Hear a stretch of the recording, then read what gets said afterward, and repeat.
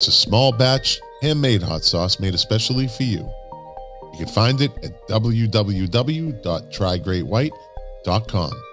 It's also sponsored by South Florida Allied Health, located in Boca Raton, Florida, specializing in men's health, women's health, medical weight loss, IV therapy infusion, testosterone therapy, and hormone replacement therapy. Florida residents only.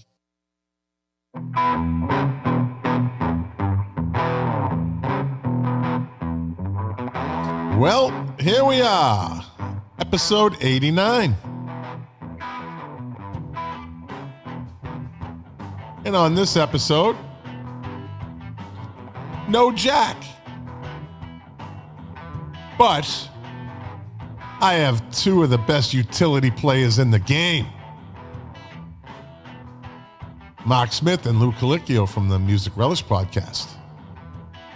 They cover all the bases. We're going to talk about some recent music news and whatever else pops up on our radar, along with top 10 this week in, I don't know what year, this day in music and birthdays. And that's it. Show's over. So sit back and enjoy the show.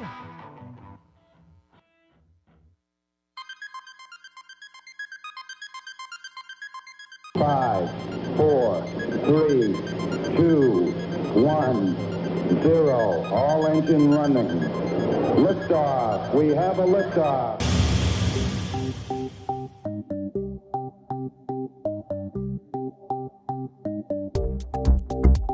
The KOFB Studio presents Milk Crates and Turntables, a music discussion podcast hosted by Scott McLean. Now, let's talk music. Enjoy the show.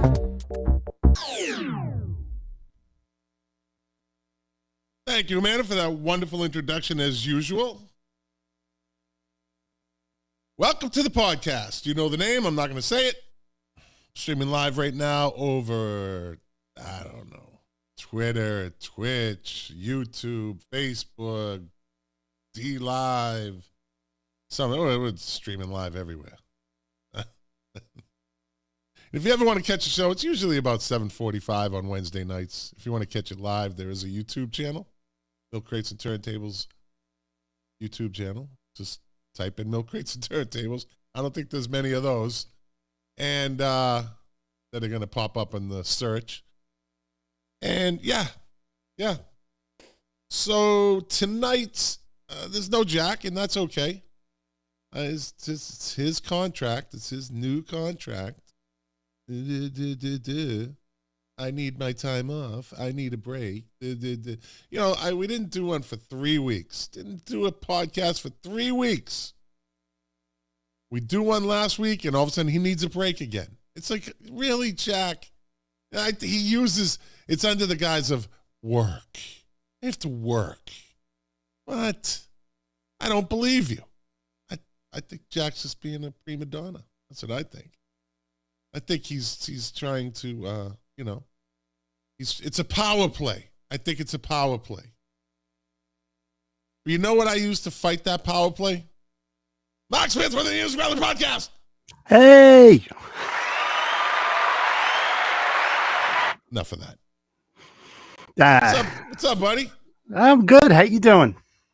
Well, I'm doing good now that you're actually on the podcast right now and not in the audience causing trouble, being a rabble-rouser. Oh, I'll stop and a doing shit that. stirrer. Oh, last week you were having all sorts of fun at my expense. My guitar is far away. Don't worry. Yeah. Oh, it better be, buddy. And do not think there will not be a retaliation at one point in time or another, because this host does not forget. I do not forget that easy. But we're waiting for Lou. Lou is having a bit of a technical difficulty. I sent out the search party. We're looking for him. And now, if I remember correctly, we did this about a month, maybe a little over a month ago. 5 weeks ago, because I was off for 3 and we did one with Jack before I left. And I think it was the week before that we did one in Lou. Lou, once again, he was on and then his system started getting a little funky and then all of a sudden he was gone. Right? Yep. Didn't that happen again? That was a reboot. There's something with his computer. It just automatically reboots. It's like an Apple phone. It tells you what to do. Yeah. Poor Lou. Trying to get this thing in. Oh, hold on one second.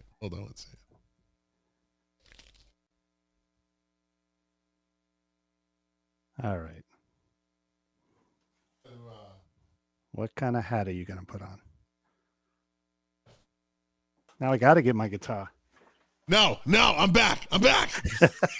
I made you run faster than you've ever run in your life. Don't do it. Don't do it, Nikki. Don't do it. Right? I got a good Grateful Dead song to play. It'll take about 30 minutes. Yeah, I'm sure it will. And that's just the intro. So, so this week we're just going to kind of shoot the shit. I got some news stories, and Lou has we were talking last night, and Lou has a story that I'm interested in hearing about his father and Frankie Valli and the Four Seasons. So I'm hoping he was on. It's just his camera wasn't working, so his audio was fine. And so he's like, I'll just reboot, and that was 10 minutes ago. Did you ever see Interstellar, that movie? He's in another dimension right now. Yeah. Hey, worst case scenario, he could call in. I'll tell him that, Oh, he does not want to do a phone. Lou, I think he's got PTSD from doing phone-in podcasts. All three of us. Both of you. All three of you do. Yeah. If I talk to Perry on the phone, it's like we're stepping on each other, like, horrible memories. Yeah. So let me see. I got let's jump into this one. All right. I got some like I said, some news stories that will. First of all, how's everything going? Everything good with you? Oh, great. Yeah. Doing good. Enjoying a nice balmy winter here outside of New York City. Yeah. You got your wine with you tonight? Yeah, I got a new vintage or a new brand. Okay. I think it cost me $15. Big spender. Oh, hey, listen. Is that a ukulele hanging up next to you in the background? That is actually a guitar. It can't be played, but it's from Ecuador, and my wife's nephew brought it back, and he just thought it was cool. He saw it down there, and I said, hey, any kind of stringed instrument from another country, right? So I kind of hung it up. But it can't be played? No, it's more of a prop than anything else. Okay. Like just what the strings are just it's not tunable. It's like show strings and stuff. Yeah, I don't even think you can tune it. I also have a really small one, like I can't believe I'm saying I have a really small one, like this big, and it's got real strings on it. Yeah. So I'm going to take that clip now and put that on like TikTok But I was like this. This. So TikTok is a visual. Right? Yeah. But I could edit that out. I can just do the audio. Boy. Yeah. But so here we go again with this whole journey thing. Oh yeah. If this is not the ultimate soap opera. So it says Neil Schon backtracks on Journey tour with Greg Rowley. All right. So it says the feud between Neil Schon and Jonathan Cain has taken another turn as Schon responds to reports that original keyboardist Greg Rowley won't return for Journey's 50th anniversary tour. The road trip begins on January 27th, which it's already began, evidently. It's an older article. With Schon and Cain engaged in several legal battles against each other. Schon previously confirmed Rowley's return, while Cain insisted that he'd remain with the group despite their issues. Reports that Rowley won't be taking part were based on a subsequent comment by Schon himself, who'd been asked if the former member, quote, won't be on tour now, and replied, Not at this moment. Both Greg and I intend to shed some real light on the subject very soon. So when that quote was shared by multiple news outlets, Sean wrote, "This is going out to all the media and all your postings today that Greg Rowley is out." False. Where would you get this information? Well, he answered the question, right? Yeah. He answered the question, not at this time. He says, ex-managers, ? PR stunt again. He separately appeared to blame Kane for the story, saying, "I don't belong to the dictatorship of JC." Ooh. Now, JC stands for a Journey. I think that's their LLC or something. I forget the name. It's not that, but that was Neil Sean saying that. Yeah. He said, "I don't belong to the dictatorship of JC." Oh, Jonathan Cain. Jonathan He's a Cain. dictator. That's right. Yeah. There's a couple LLCs, and that's the root of it. I'm sure you've investigated it too. Going back, Jonathan Cain said that Neil was going crazy with the credit cards, and he cut him off, and Jonathan Cain's wife was getting involved, and look at my heart of it. It's Neil Sean's group. He started it, so I'm on the side of Neil, but. He started an LLC with Jonathan Cain, and he wrote those songs, those big songs. Yeah, and I did read something else that he had blamed Jonathan Cain for not paying people. Jonathan Cain says Neil Sean was basically on a spending spree, however it went, but, fingers are pointing. So how awkward is that? Like, okay, I'm sure they have different tour buses. Yeah. They have different dressing rooms. They meet at rehearsal, right? And sound check, as they call it. And then they kind of go their separate ways, and they're on stage, and they just do their thing, collect their money. They probably each have their own little, yeah. It's crazy what money does. So how do you think, what's his name? Panetta deals with that. The lead singer, what's his first name? Arnell. How do you think he deals with it? I actually feel bad for him because, he's might be the longest surviving singer of Journey at this point because he's been in for quite a while. And That's a good point. Look at Steve Perry. Steve Perry's voice gave out, basically. The poor guy that was before Arnell. I can't remember his name, but I really liked him. Jeff Scott Soto. Oh, no, that's right. He was in there. But the guy that actually recorded two albums from the tribute band, right, with the long hair. Yeah, I liked him because he didn't try to copy Steve Perry totally. He had his own sound. And he said one day, he said, the guys, like, I have a little voice problems. You're like playing 5 days a week. And they said, all right, you're out. And they're a hard touring band. So I thought you got the short end of the stick. But Arnell has survived, and he's singing better than ever. He sounds really good. So you know what? He lives in the Philippines. He recorded his vocal tracks for the last album in the Philippines, so he's got distance. Yeah, he's got that. But when they're on tour, that's what I mean. Like, how awkward is that? They might all just be together for the 5 minutes before they go on stage. It's the only time that they're there together without. But he has to bounce between them because they're, and I'm sure they don't try to put him in the middle. Filipinos, I can speak firsthand for that, by nature, are very nice people.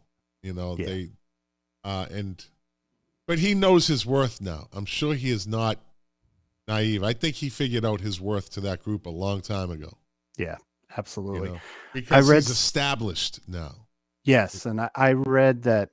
I can't say where I read it, but I remember when he first joined the band, like, he jumps around a lot. He's a jumper. He's all over the stage. And one of the guys or the manager said, I had said this. Yeah, you said he had toned it down, and he said no, and he still does it. What are they going to do? Kick him out? They're not going to get anybody else like that. Steve Perry he'd move around back and forth, but Arnell is like all over the place. Yeah. Like, he's jumping. Steve Perry would do that, like that fast walk across the stage, side to side.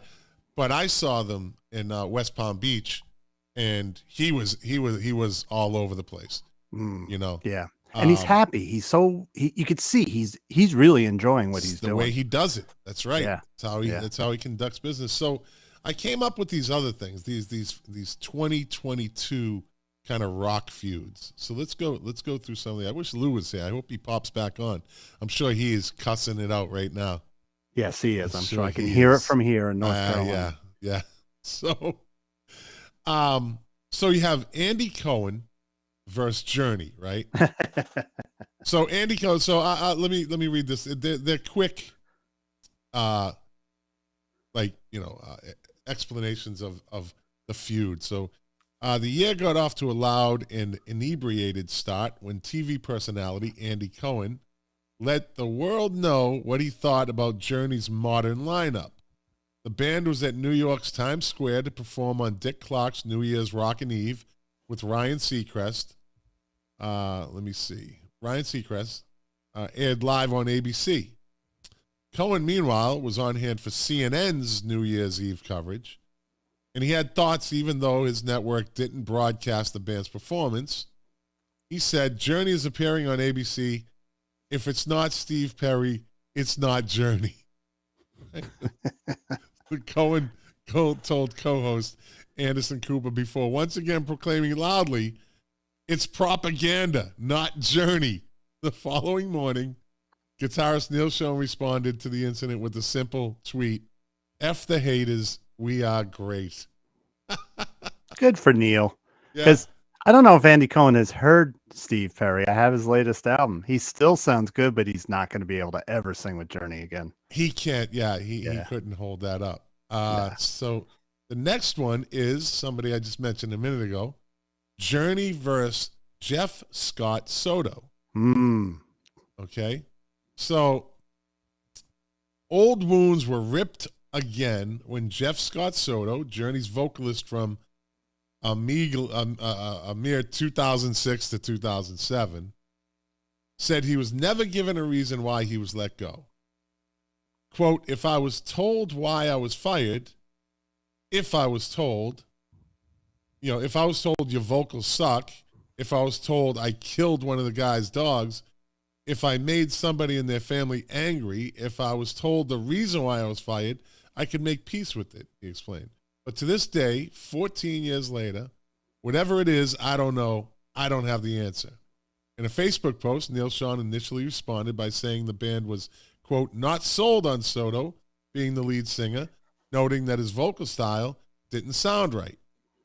As fans continued debating the subject for weeks, Schon said he told Soto why he was fired at the time. It's not my problem. He can't accept it, Schon said. This is all just rehashed rubbish for PR.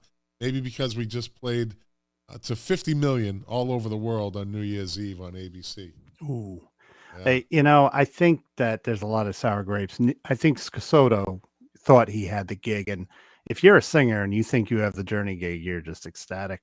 But I don't know if you know Soto's history. He's really he's a heavy metal singer.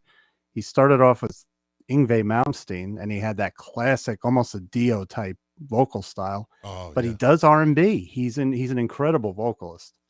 But I don't know about the high notes. Maybe, it's a totally different style, I think, than they were looking for. And it sounds like he said what Neil Schon said on Facebook is probably why they let him go. Oh, yeah. I don't know. They're very particular. Neil, it's Neil's band. Or is it? Yeah. Or is it? Or is it Jonathan Cain's band now? Who looks bored every time I see them playing. Jonathan Cain looks like he just wants to sleep. There's no fire there. Keyboard player, though. Keyboard player. What can he really do? That's like Vince Clarke. Vince Clarke left Depeche Mode in 1981, and he kicked around a few, different, not groups that he played with or he put together, but then he came up with Yazoo and Alison Moyet. I just posted a video of her earlier. She was an 80s hottie. Alison Moyet from Yazoo in England, but Yaz over in America. She was a hottie in the 80s. I had a promo poster of her. My buddy at Sam Goody gave me. Nice, dude. Yeah. Nice. She ended up with the same thing that happened with what's her name from Hot. Nancy Wilson. Nancy Wilson, yeah. You know, she had kids, I guess, and that changes a woman's body. I witnessed it firsthand with Shirley Manson when I saw Garbage this summer, but she's still Shirley Manson. I've said this a couple times. She's still a fucking rock star. Yeah. An absolute rock star. And Alison Moyet is still a fucking amazing voice. Amazing voice. So Vince Clarke leaves, you know, they break up. Alison Moyet goes on to have a very successful solo career. Vince Clarke kicks around. A lot of experimental stuff. Like, he's really into he is, I'd say he could be the godfather of electronica, because the guy was just always upping the ante on what he was learning and what he was putting out. And so then he comes up with Erasure. And what's his name? Andy Bell, the lead singer, just happens to sound exactly like Alison Moyet, which is amazing, right? Yep. It's funny. I posted a quick clip of Yazoo or Yaz with Alison Moyet today, and somebody commented that this whole time they thought that was a guy. I think it's Move Out is the name of the song. I think so, yeah. And they thought, oh my God, all this time I thought it was a guy with a deep voice. So what he does, and I'm getting to the Jonathan Cain thing, is Vince Clarke now with Erasure, and they've been around for 30 years. That's all he does. He just stands there. It became his kind of stage persona to just stand there. Just like, what's his name from Pet Shop Boys? I forget the keyboard player's name. But, the keyboard players, how much can you really do? You know who was funny? Remember when Yes reformed with Trevor Rabin, the 90125 owner of A Lonely Heart? Tony Kaye, he was one of the first guys that had a keyboard. First of all, he was playing one keyboard. He wasn't doing the Keith Emerson thing. And he would twirl around. He would be dancing. It was funny looking because he had white hair, and he'd be dancing around. Oh, okay. Okay. You do have like Trent Reznor with the rocking. A lot of them had this rocking kind of synthesizer too. So, but that's that type of music. That's that genre. I don't know, his journey. Plus, how old is the guy? How old is Jonathan Cain, right? 70? Right? I don't know about that. 68? They're in their 60s. Neil Sean's definitely older because he was at Woodstock. That's right. Yeah. So next we have an interesting feud. This one, I didn't see this one coming, or I didn't see it while it was happening, but evidently Eddie Vedder had a feud where it says Eddie Vedder versus, of all people, Nikki Sixx from Motley Crue. So it says the 90s grunge revolution put many 80s glam rock bands out of business, which is true. I always say Nirvana killed Loverboy. That's how I kind of put it, right? Yeah. Nirvana killed Loverboy. Decades later, it seems some of the biggest acts from both sides still harbor ill will. Girls, Girls, Girls and Motley Crue, fuck you, I hated it. So this is a quote from Eddie Vedder. It says, quote, Girls, Girls, Girls and Motley Crue, fuck you, I hated it. Pearl Jam frontman Eddie Vedder told the New York Times in February. I hated how it made the fellas look. I hated how it made the women look. It felt vacuous. Right? Is that the right word? Vacuous? Maybe. I'm from Jersey. V-A-C-U-O-U-S, vacuous, right? It felt vacuous. Naturally, because Eddie is a sensitive man, evidently. Eddie is a sensitive guy. Well, he drinks wine. Seattle. So do you. Are you? Don't get on me, Scott. You don't get me. Don't hurt my feelings. Don't. I'll put myself in the green room. Do you really want to hurt me? Womp womp. He says, I hated how it made the fellas look. I hated how it made the women look. It felt so vacuous. Naturally, crew bassist Nikki Sixx didn't take kindly to Vedder's statement, quote, made me laugh today reading how much the singer in Pearl Jam hated Motley Crue. Sixx, he tweeted that out. Now, there's a quote, now considering that they are one of the most boring bands in history, it's kind of a compliment, isn't it? We'll say one thing now. Eddie Vedder's in much better shape than Vince Neil. Well, yeah, but Nikki Sixx is a big boy. Yeah, he is. I don't think people realize how big Nikki Sixx is. Yeah. He's like 6'2" or something, isn't he? Him and Tommy Lee, they're both tall guys. Yeah, but Nikki Sixx is he's not skinny like Tommy Lee. Yeah. You know? So he says, let me see. Weeks later, Pearl Jam guitarist Stone Gossard diffused things slightly, revealing in an interview that he was a Motley Crue fan. Quote, I bought my first Motley Crue album on Leather Records. Mm-hmm. At the time, it was punk-like. It was like Motorhead. There were things about it that I was discovering about British hard rock at the same time that felt also like rebellious or against the norm or something that made me interested in it. And I always liked heavy. So it was a good debut. I'm not a Motley Crue fan, but that and Shout Out the Devil, I do like those records. But that first one, he said that, and I had it too at the same point in my life. I was like, this is different. I like it. It's punky, but it's got more talent than punk, you know? Oh yeah. Yeah. I can still listen to it, but I just, in my mind, when I hear Motley Crue, I see Vince Neil now and I just can't. I know. It's sad. What's your favorite Motley Crue song?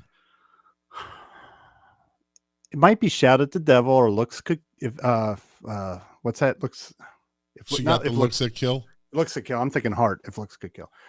Yeah, that.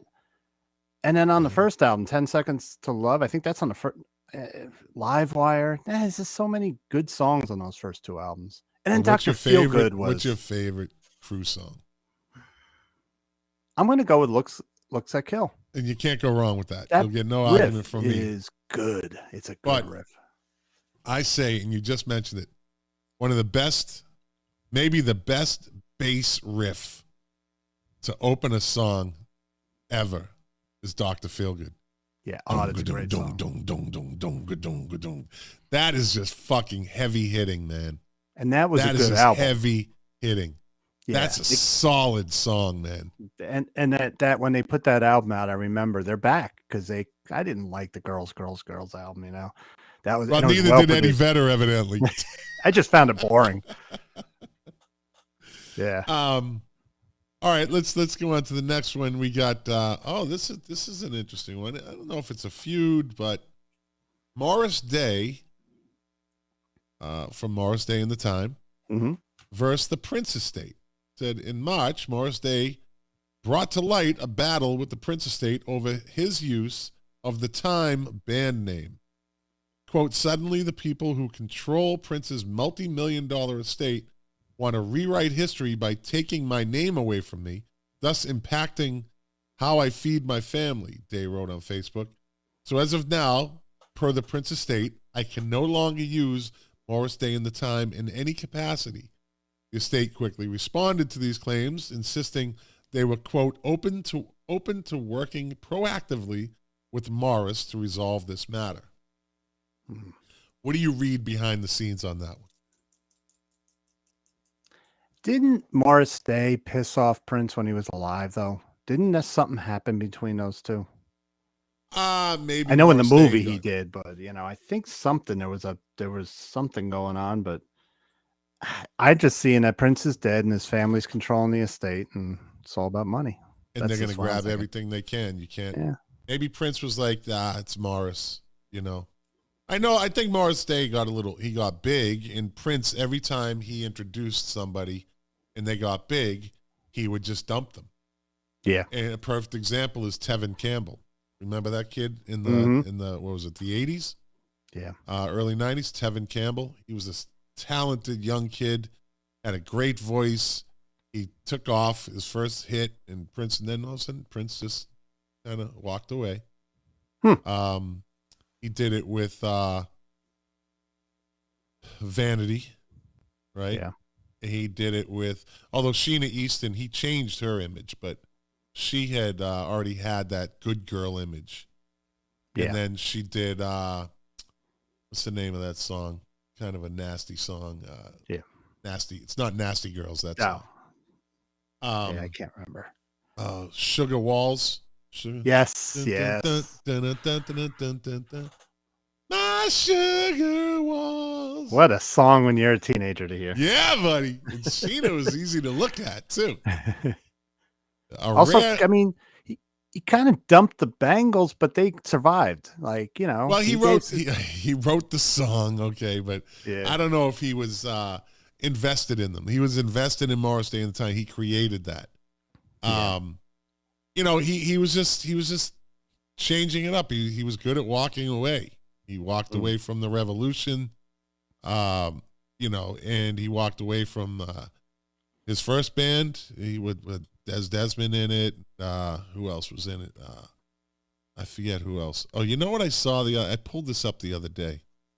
It's a video. It's an interview with Mickey Fried, right? So if you've ever seen the Charlie Murphy True Hollywood Story on the Chappelle Show, have you ever seen it with the Prince? Oh, no. Wait a minute. Wait. Stop the show. Stop. Yeah. Now get your pen out and write this down. It's right here. Charlie Murphy True Hollywood Story. He did two of them. The first one was Rick James. Fucking instant comedy classic. Instant. Maybe arguably the funniest skit ever put on television, right? Yeah. And then he did the Charlie Murphy True Hollywood Story, because Chappelle would introduce it, and he'd say, you know, Charlie was always telling us stories about how him and his brother would get into these, like, you know, these situations, or he would get into these situations. His brother's Eddie Murphy. And Charlie Murphy, come to find out, was into he was in all of it, right? He was even deeper into these group, like hanging out with these guys than Eddie Murphy was. And he tells this story about how they met at the club, and Prince is like, hey, Charlie Murphy, and it's always Chappelle playing. He plays Prince, right? Just like he played Rick James. And he says, Charlie Murphy, let's go back to my house and listen to music. And he goes into the act. It's Charlie Murphy tells the story how they go to the house and they listen to music, and all of a sudden Prince says, let's play basketball. And Charlie Murphy's like, are you serious? He goes, let's play basketball. And so they get out in the court. You got to watch it. I don't even want to tip it off because it is fucking hilarious, right? And it's and Mickey Fried tells the story, and he basically backs up that this story actually happened. It actually happened. So you got to watch. It was on the Chappelle Show. Charlie Murphy was way funnier than his brother. Way funnier. God rest his soul. He passed from I think leukemia. I think he had leukemia 6 years ago, 7 years ago, maybe more. But he was he could tell a story. Was he a big brother or a little brother? Little brother. He was in the Air Force. He got out of the Air Force. Eddie had already made it big.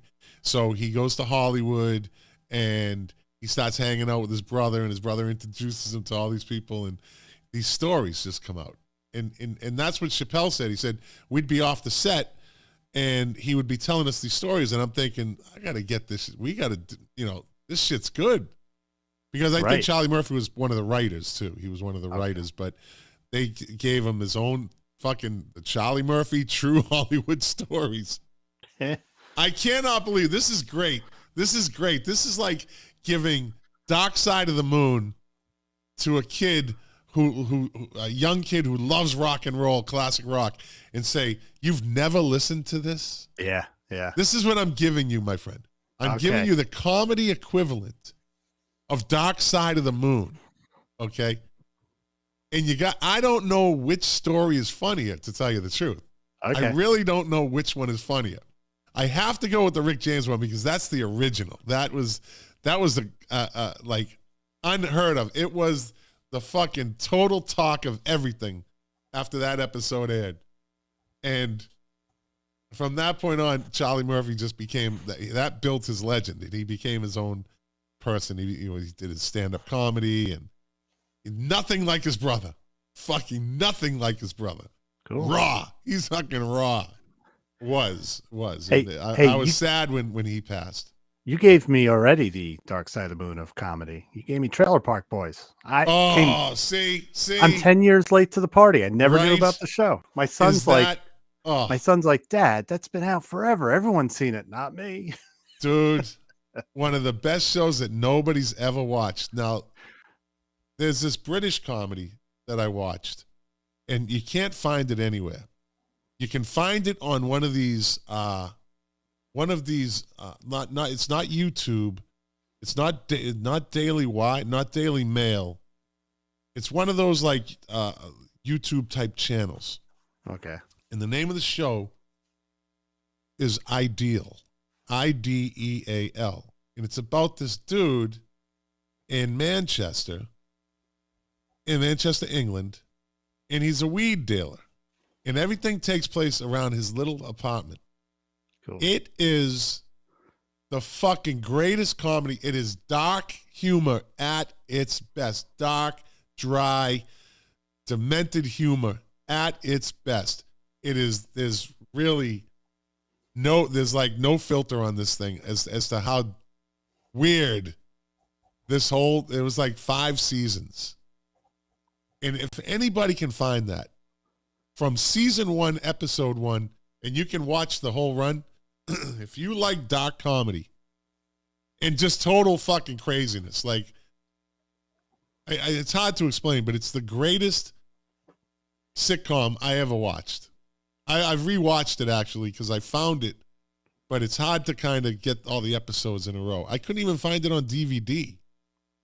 I think it was broadcast on, I think it was on like BBC 4 or something, or Sky. I think Sky is one of their networks, but it's called Ideal. Okay. If you can find it, I highly recommend it. But watch this Charlie Murphy True Hollywood Stories, both of them. See, I've got my Scott to-do list.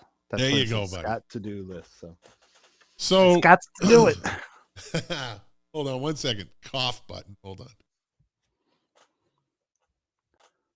All right. So now Somebody we go couldn't on take the snow. Somebody couldn't take the snow.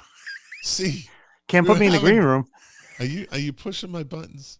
I guess Lou just isn't coming on, man. I guess. Yeah, give him time. He's probably trying to figure it out.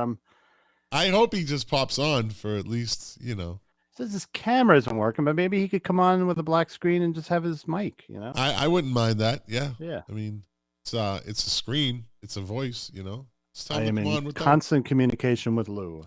Yeah, just tell him to pop on. Because it sounded good. His mic sounded good. He has good sound now. Yeah, sounds really good.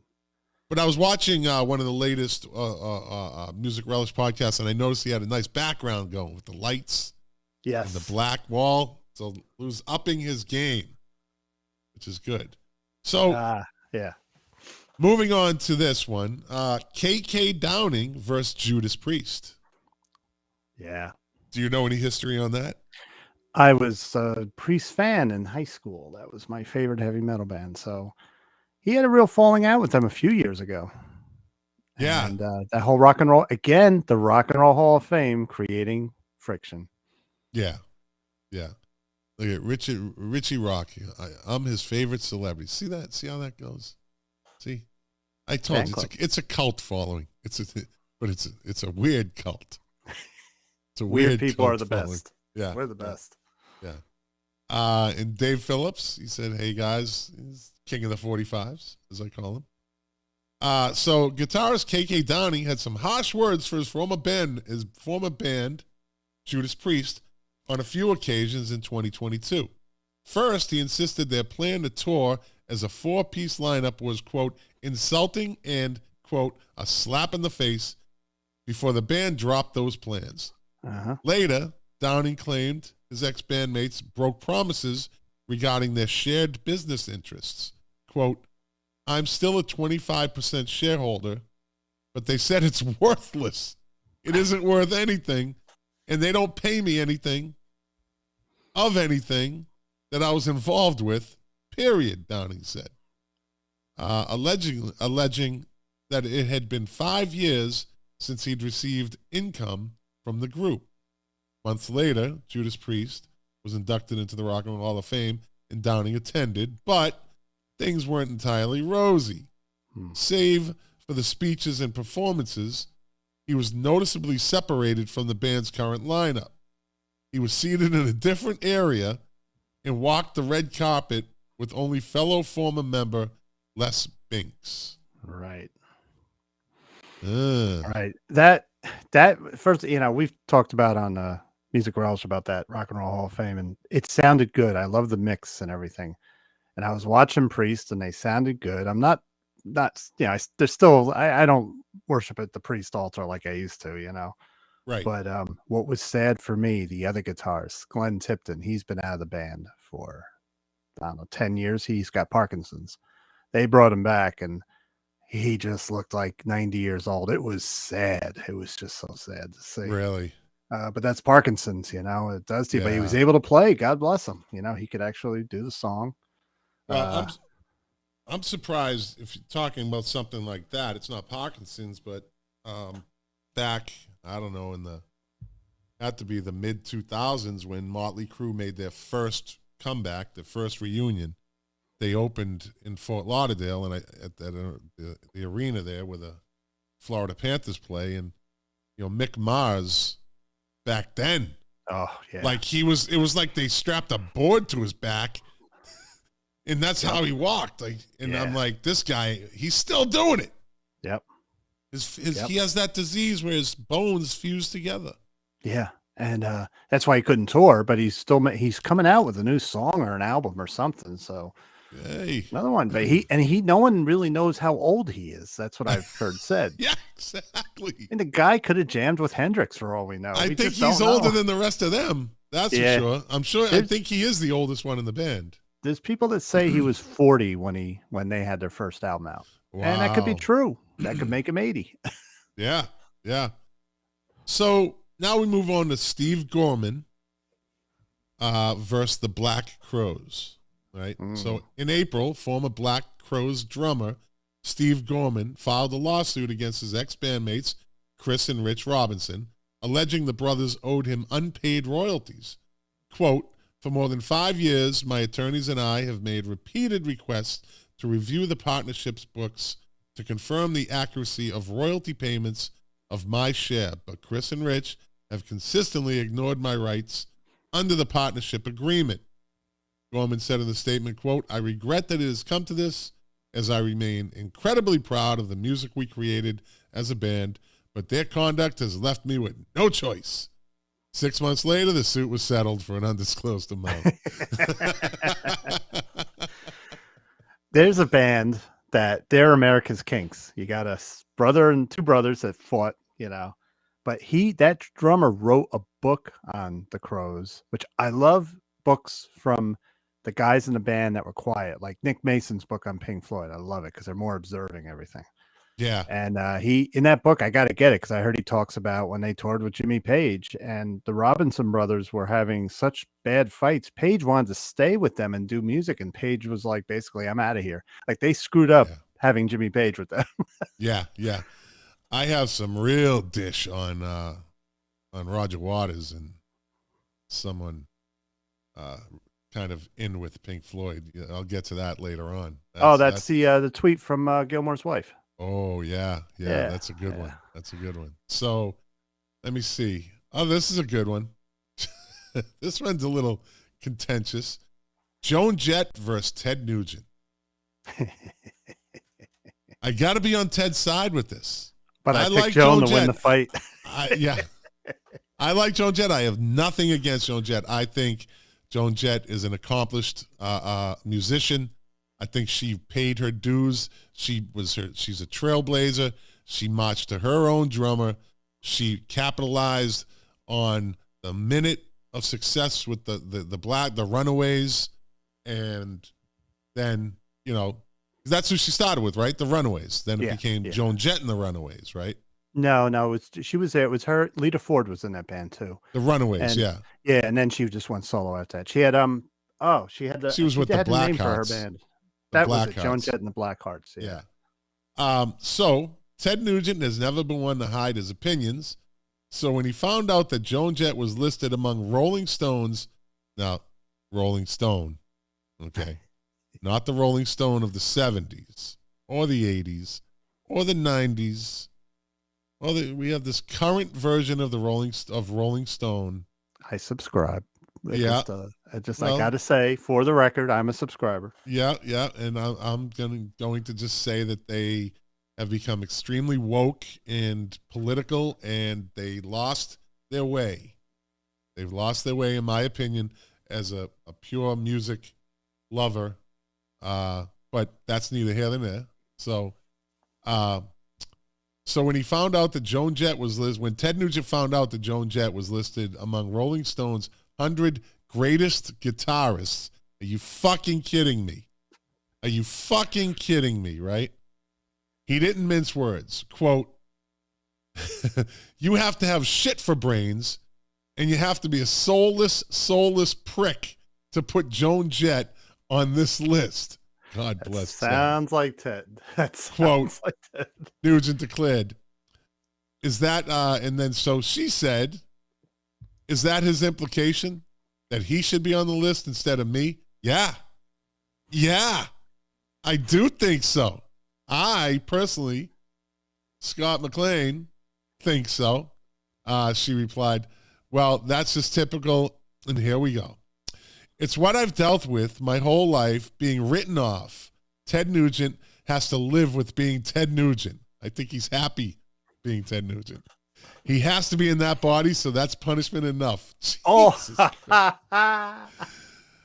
Jet, I'm not going to get it. Jet then skewered Nugent's macho persona. He's not a tough guy, she declared.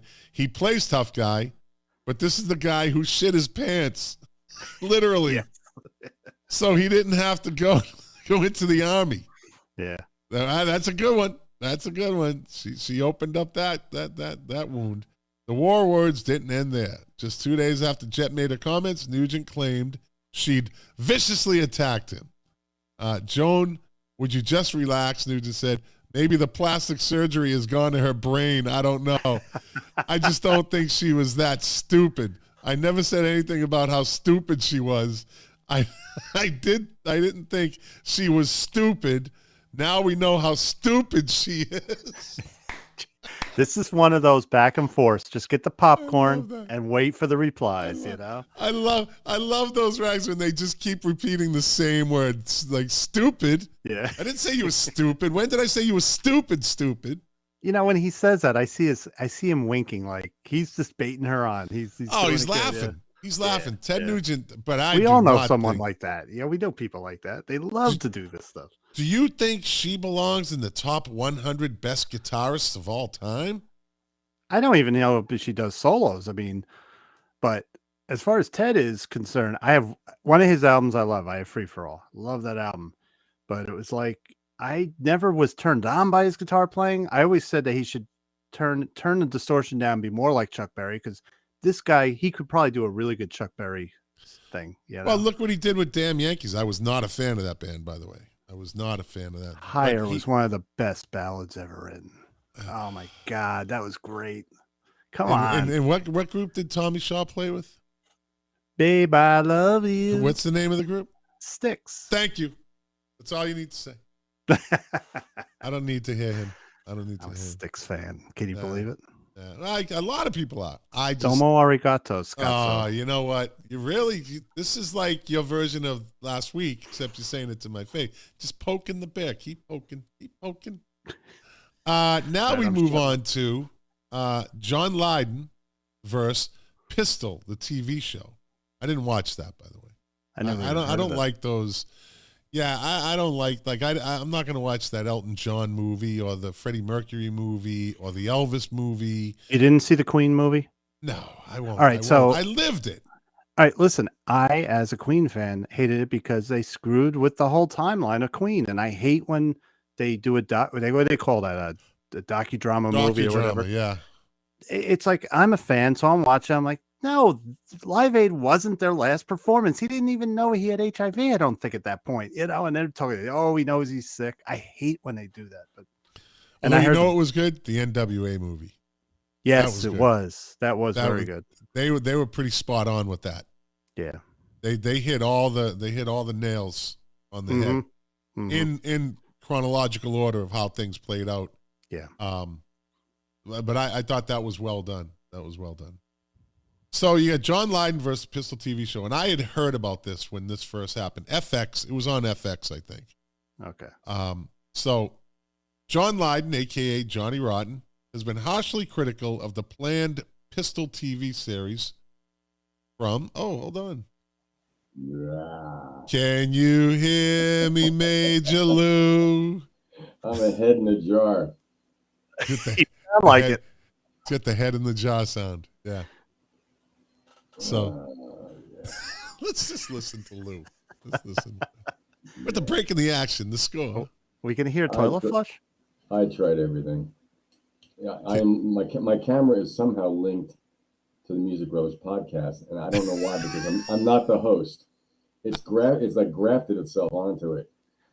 What happened to your mic? Your mic earlier had really good sound. Now it's like your computer mic. You just really. Let me. Oh, we might get him. When he cuts out like that, means he's getting the mic working. This is poor Lou. I think I need a good long weekend in Asheville. I just want to go to Asheville again. Right? How's that? Boom, boom, boom, boom, boom, There boom, you boom. go. There you go. Wow.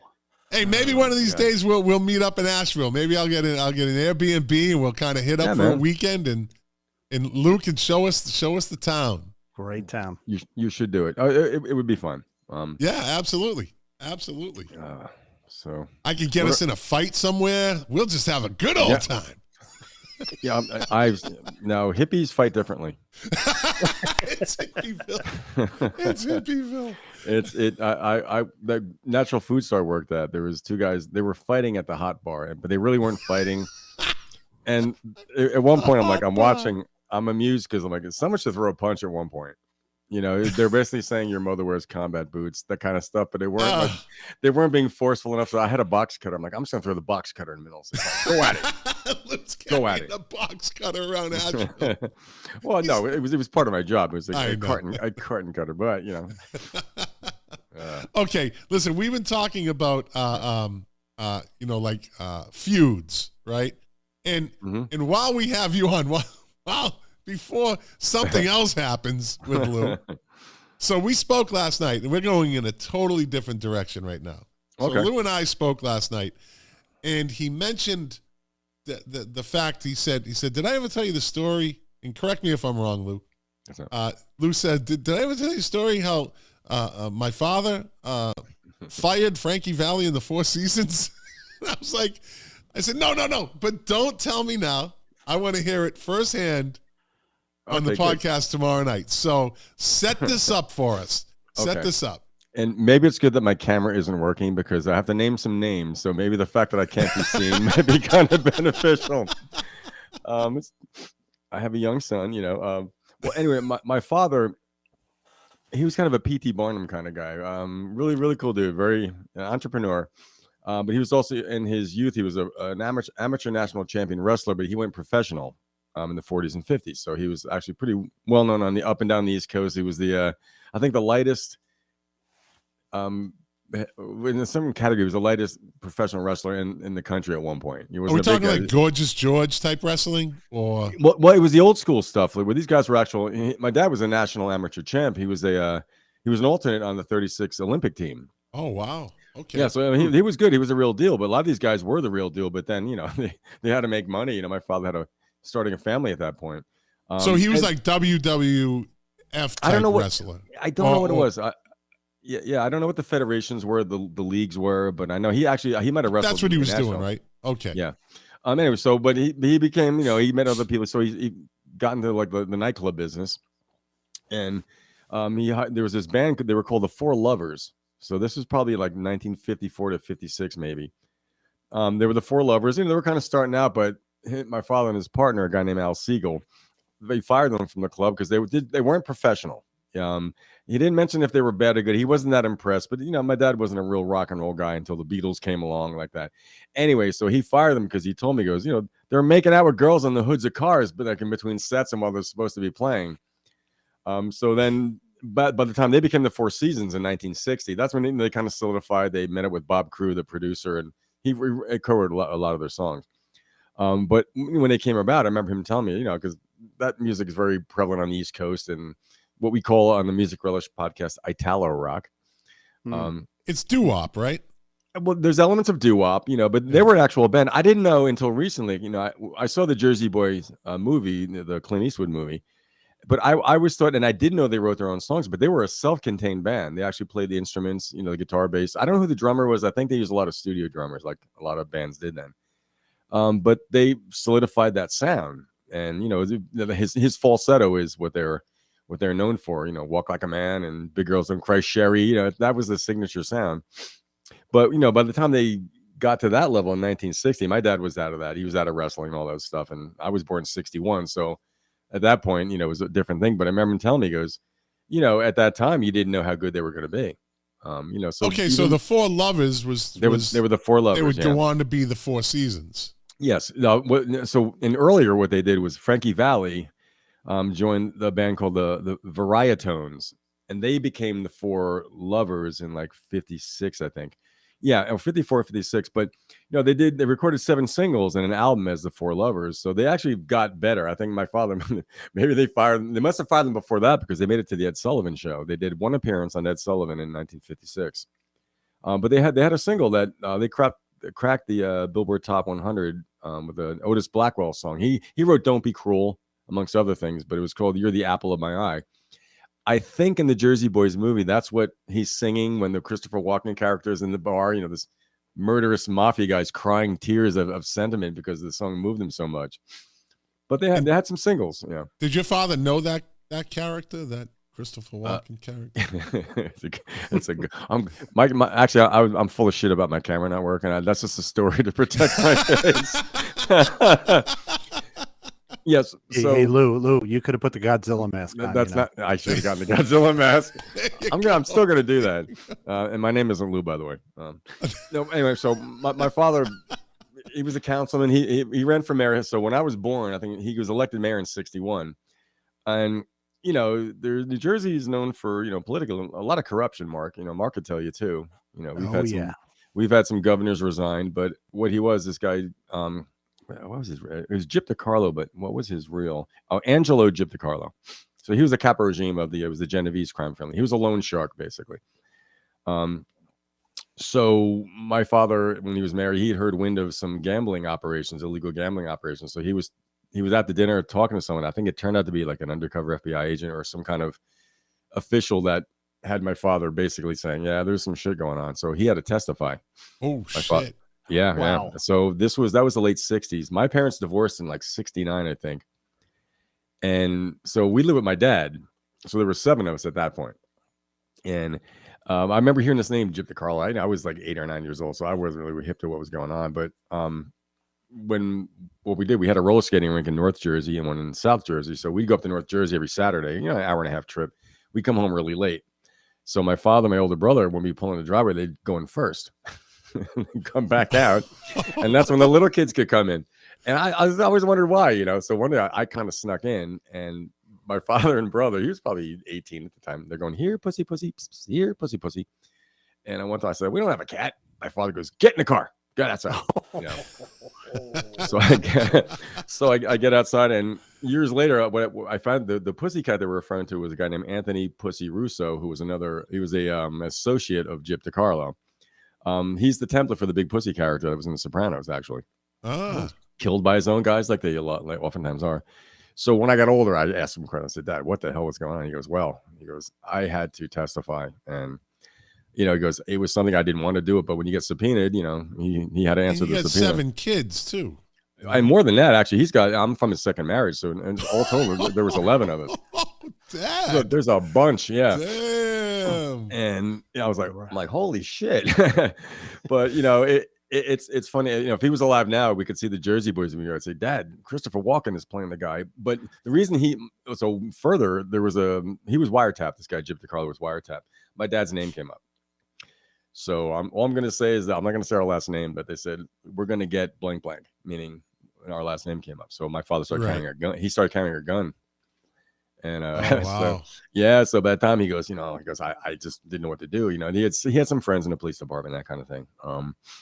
But that was when I got older, I was like, whoa, that's some serious shit.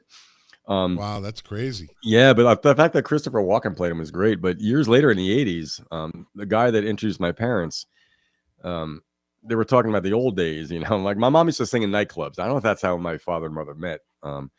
But my dad thought this shit had blown over, which it really did. But it was like 84, 85. And my father talked to this guy that introduced my parents. They hadn't spoken in years. And they were talking about the old days and what my father was doing, because this guy told my father, he goes, you may want to get a gun. And so at the end of it, the guy goes, Louis, be careful. And my dad's like, well, what do you mean be careful? Is this not over? So then my father told me that. I said, oh, this is weird. I have the same name as my father. And I'm a junior. And Oh, boy. Yeah, so one night, Mark, I think I went to the Bottle King store in Hillsdale, New Jersey. I worked at. I was an assistant store manager. And I grew up 3 blocks from that Bottle King. Yes, you did. But that was the China Club. It was a club at that point because I'd played there a couple of times. Okay.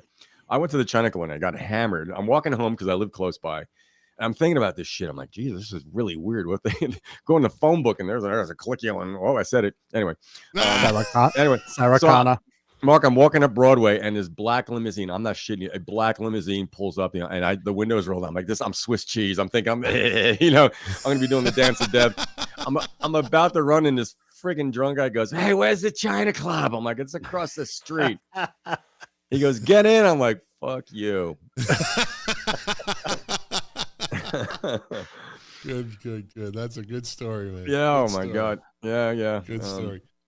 So it all comes full circle to Frankie Valli, I guess. Yeah, there you go.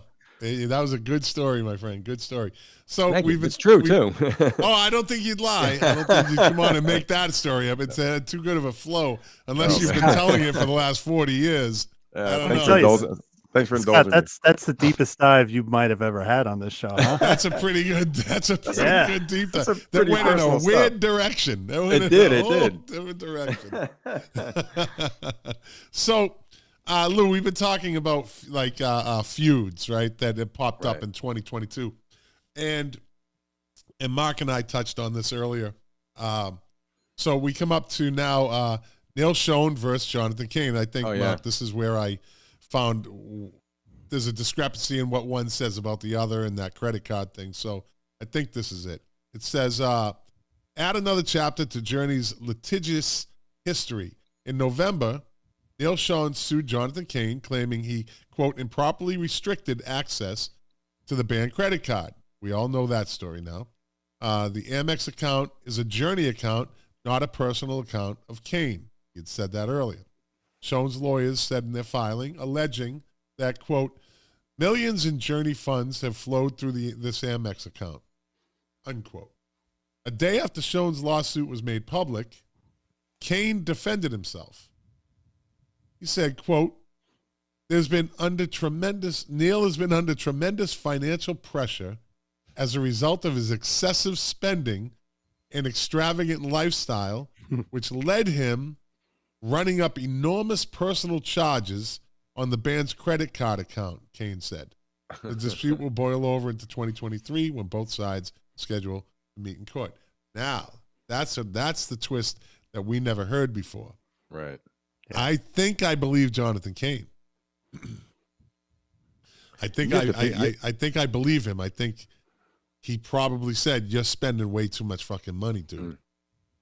There's a little bit in there is something else in that whole story. I don't know if you know, but about a year ago, Neil Schon's wife was really hurt by security at a concert. She was up near the stage taking pictures, and she was tackled by a security guard. And I think she's had health problems or something from that. So there's so much at play in this story. And I said on Music Welch, I told Lou and Perry, I'm going to follow this. I gave up because it's just back and forth, you know. Who's more of a rock star, Jonathan Cain or Neil Schon? Neil Schon. Neil Schon. Yeah, So has to be. you think he's spending money like a rock star? Probably He's got is. a lot of guitars. Doesn't- A lot of guitars. Yeah, and I think Neil Schon probably has health insurance. I think they probably pay for health insurance. You would think.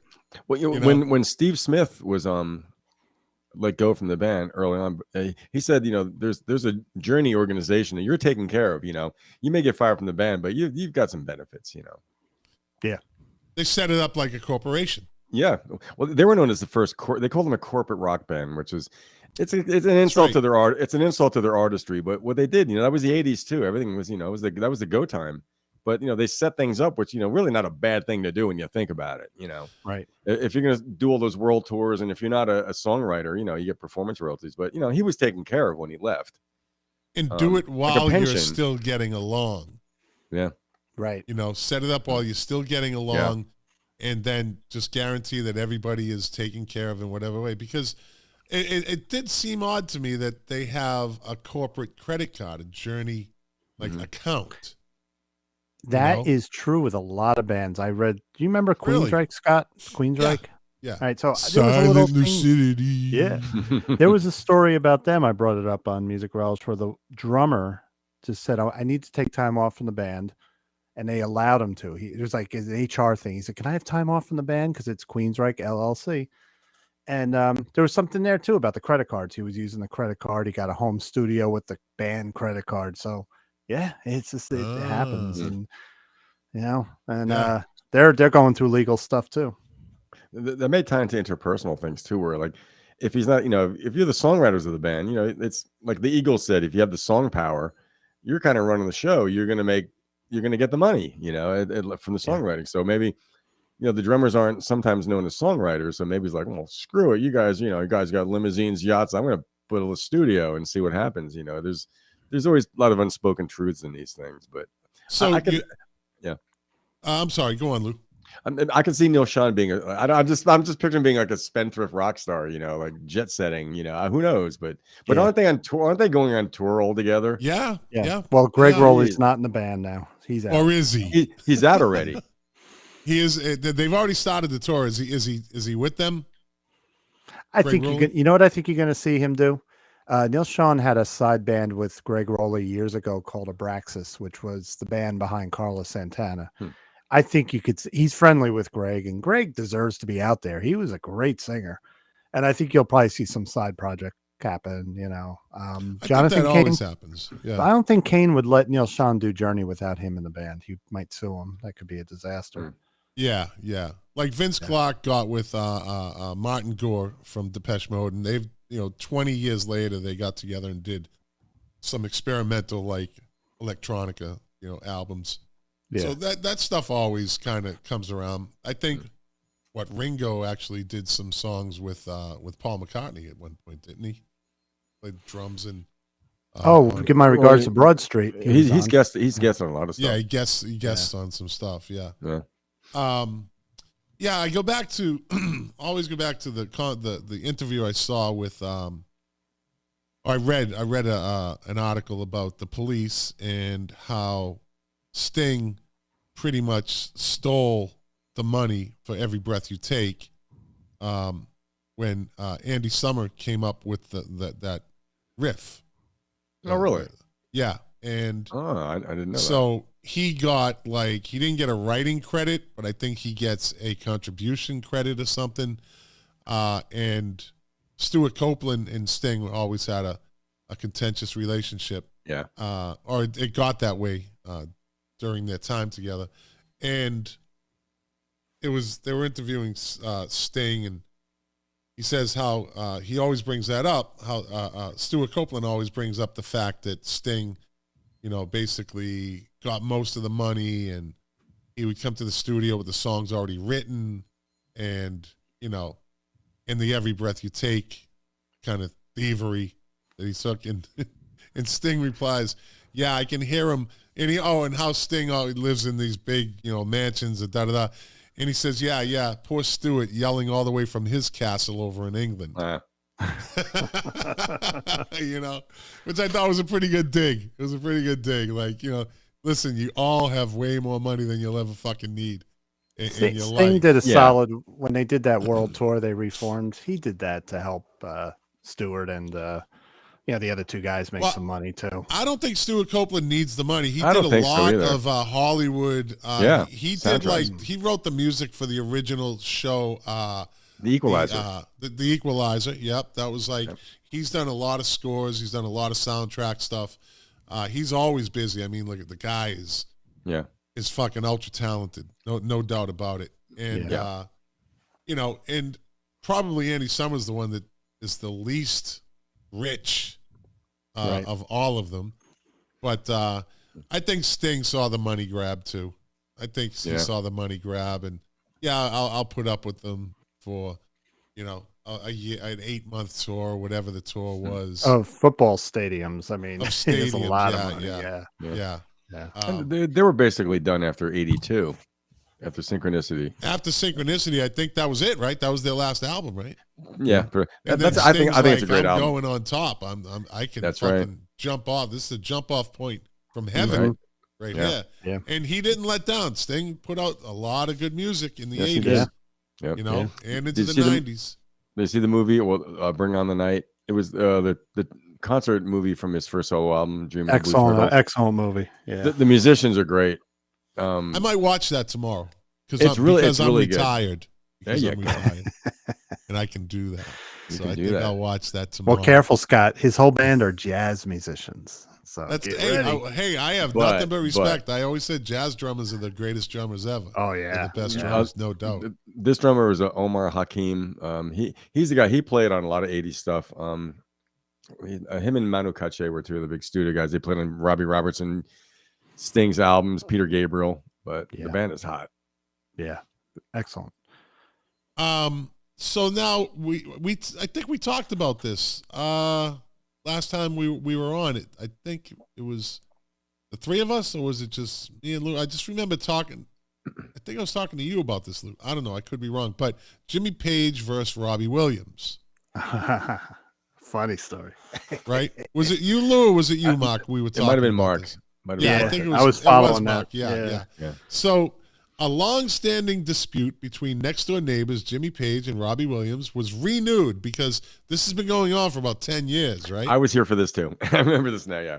Yeah, this has been going on for years, right? Your hedges are too big. So, next-door neighbors Jimmy Page and Robbie Williams was renewed when Williams moved forward with plans to install a 2-story fence. 2 stories. They've previously battled over other renovation plans. Williams began a project in 2015 to install a swimming pool, recording studio, and gym into the basement of his mansion, something Page argued would put the foundation of his historic home at risk. It very well could. The home is protected by laws, and Right. he wanted to go down like 2 floors underground. Yeah. So it says there are other chapters to this feud.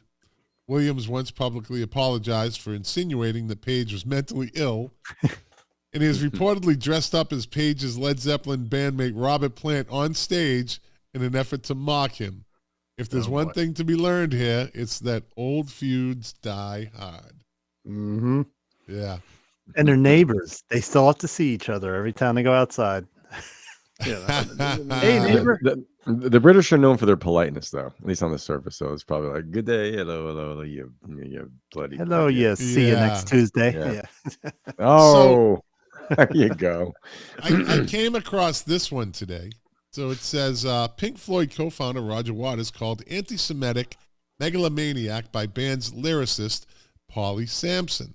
Now I'll get to who she is in the article. So it says Roger Waters has responded to a Pink Floyd lyricist after a Pink Floyd lyricist called him anti-Semitic and a, quote, Putin apologist on Twitter. The accusations came from Pauly Sampson, the wife of Pink Floyd guitarist David Gilmour, and a lyricist for the band. Quote, sadly, at Roger Waters, you are, and this is her. This is what she said. This woman, I'd hate to get in a fucking argument with this lady. This is some hard-hitting shit right here. This is like she goes for the fucking jugular with a machete.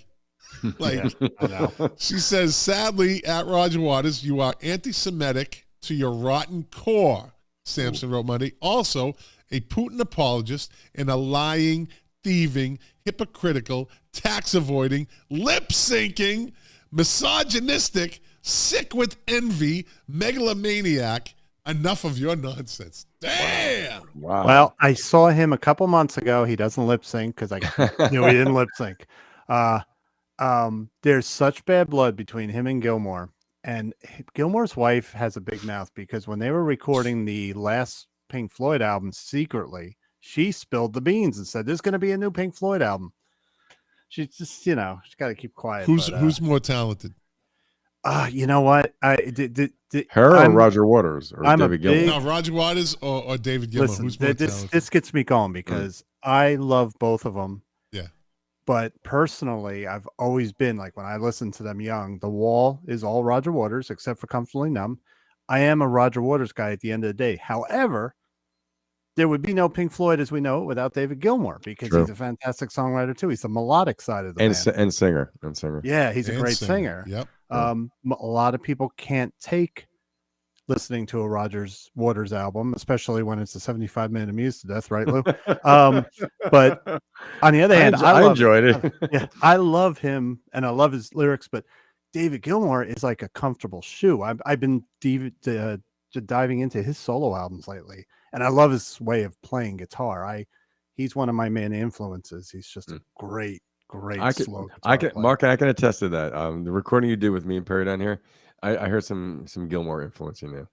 Even though you want to redo your parts, which you cannot do. Back in the 80s, when I thought I could be a heavy metal guitar player, and I realized I can't play as fast as these guys. And then I read an interview with David Gilmour where he said, I'll never play like these guys, like Eddie Van Halen, but I just play like I play. And I'm like, yeah, I don't have to be fast. No, you don't. And you're very self-deprecating about your guitar abilities, by the way. I want to redo the solo. Please call my manager. He'll set it up. No, it's not happening. So, in response, Waters' verified Twitter account released the following statement later Monday. Yeah. In other words, he didn't write this. Roger Waters is aware of the incendiary and wildly inaccurate comments made about him on Twitter by Paulie Sampson, which he refutes entirely. He is currently taking advice as to his position. Ooh. Which basically means, is he going to sue her or not? Thinking of a legal. Allow me to retort. Let me see. Scott, that the Animals was recently remixed and reissued on 5.1. It was held up for 3 years because Gilmour and Waters couldn't agree on the liner notes in the booklet, which maybe you and I would read CD booklets because we're audio people, but most people don't care what's in the booklet, that held it up. That's how acrimonious the relationship between these guys is. Says Waters was a founding member of Pink Floyd and left the band in 1985. Since then, Waters has been widely condemned as anti-Semitic. He's disparaged Israel on Twitter and flown an inflatable balloon in the shape of a pig decorated with the Star of David at a concert. This year, Pink Floyd celebrates a major milestone with the 50th anniversary of their classic album, Dark Side of the Moon. To commemorate the anniversary last month, the band announced, see, this is the shit I don't get. It's like, how many times can you dress up a pig? Last month, the band announced Dark Side will be reissued in a special deluxe box set with remastered versions. Okay, let's put it this way. Remastered of the already remastered versions, all right, of the album and live recording. Released in March 1973, Moon reached #1 at Billboard album chart, spent, which one of you knows how many weeks it was on? Oh, I don't know that. God. How many years was it on? How many weeks are in 25 years, 750 weeks. I don't know. That's crazy. I can't add in my head. What do you think? How many years? I'm going to do a Price is Right. Higher. Up. Wait, when did it come out? 73? 72, right? 73. 73. Yeah. How many years was it on? I'll say 28 years. 28 years. No, I'm going to say longer. I'm going to say, 70. It dropped. It did briefly leave and come back. I know that. 37 years. We suck, I'd Lou. say, well, it was closer. Mark was closer if you're going to play, but you're over by 10 years. It was record 18 years. Oh wow. Wow. And then plus, because like you said, it fell off and went Right. back on. But it was Yeah. 18 consecutive years. It's also among the top 25 most selling albums in the U.S., according to Record Industry Association of America. More than 50 million copies of Dark Side of the Moon have been sold worldwide. The album was added to the National Recording Registry, blah, blah, blah, blah, blah. Let me tell you, if they do it like they did Animals was incredible sounding. All I want, I love 5.1 remixes of albums. They did a surround, but it was on that super audio CD. I'm not spending $200 on it or $300 on a player. So they put it out on Blu-ray. I'll be happy. I hope they do that. Yeah, yeah. Let's see. So we've been talking about dynamic ticket pricing lately, right? Oh, yeah. They're actually going to start doing it in movie theaters too now. Yeah. It's like, what Where the does fuck? it end? We don't have it all started when they started putting advertisements at the beginning of movies. Yeah, yeah. Like Where's you the can't escape it cartoons? anymore. Yeah. You can't escape it anymore. That's, I think, the advantage of buying your ticket, getting your seat in advance, which I thought was crazy 20 years ago when they first announced that they're going to be doing this. I'm like, it's a movie theater. But now it's become a whole thing. And the movie theater we go through, it's like a TMX or something, a THX. It's like a booth. You have a wall on each side. There's two recliners. Fucking table rolls out in front of you. You get food brought to you. It's got all the big fucking, 70 I can't do speakers. that. I fall asleep if I'm sitting in a recliner watching a movie in a dark theater. I tried for Jurassic Park and I fell asleep. Well, it was Jurassic Park. I mean, not the last one, right? Nah. But think about it. You spend $20 at least on a movie ticket and you sit through 20 minutes of Maria Menudo talking about all gossip, and then you get 20 minutes of commercials. And depending on the theater chain, it's either Pepsi or Coke, and it's like or that's beer. what you spend to see. Yeah, no, Yeah. you never see beer now. And this is actual. There's beer in every movie theater. We have with the Regal Cinemas. It's one of those recliner ones where you can actually get like food. Yeah, that's what we have. You get Yeah. wine, you can get a drink. So This when one's connected to a bowling alley. Right. When my son and I go to the movies, we do that because we go a couple times a year. I love the movie going experience. I like the theater experience. With the sound, it's just there's something to. But when we do it, like I'll spend $60. That's a night. It's a night out. That's week, okay. but But there's people that do that every week. Wow. Yeah, well, or at least twice a month. You know what I mean? So Jack Antonoff, do you know who he is? Jack Antonoff. He's I know that. Yeah, he's a collaborator with like Taylor Swift. Yeah, and he won a Grammy recently. He's a producer and songwriter. So he said after the awards the other night, he said, quote, about dynamic pricing. The whole thing is incredibly tough. There's no reason why, if I can go online and buy a car and have it delivered to my house, why can't I buy a fucking ticket at the price that the artist wants it to be? So it's this simple, he said. It's that simple. He said, Antonoff said of the distress facing some fans when buying tickets to shows of their favorite acts. He said, and you know the reason why. And it's not because of the artist. See, the artist does, and I may be guilty of this, but I learned something today. He added, without naming names of any industry ticket agencies in particular, which is Ticketmaster and Live Nation, they're both the same, really. They are the same company.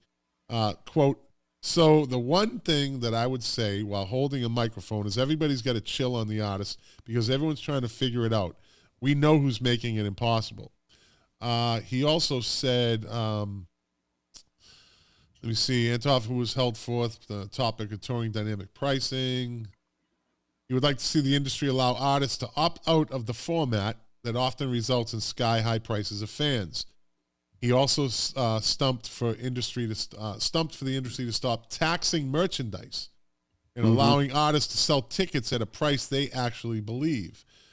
In the wake of January's contentious Senate judiciary hearings on Ticketmaster, Ineffable Music Group announced the plan to cut merch fees for the bands at its venues. Gee, isn't that nice? Yeah, but they'll just raise other fees. And raise other fees, yeah. So it says, don't turn a live show into a free market because that's really dirty. Charge what you think is fair, but if for one person $50 is nothing, and for one person $50 is more than they could ever spend, you're creating a situation where a different group of people can come together at one price.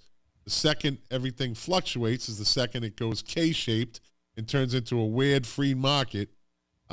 Is not what we want to do. Yeah. Look, there's two camps here. You got musicians who are really hurting because there's no album sales anymore. Right. You used to tour behind to sell your album to make money. Now it's you tour to make the money. So they're trying to make money. And then, like you said, you got Ticketmaster and Live Nation. They own everything. They are the promoters. They even own some of the theaters, and they have a cut and ticket sale and merchandise.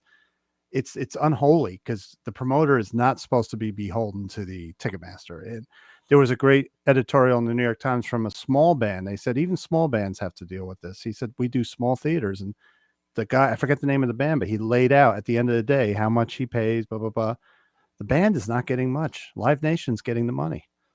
So he actually said back in November, he tweeted out a similar complaint in which he blasted the music venues for taking a cut of the artist's merch sales. Quote, while we were having the discussion, can venues simply stop taxing merch on artists? This is literally the only way you make money when you start out touring, he wrote.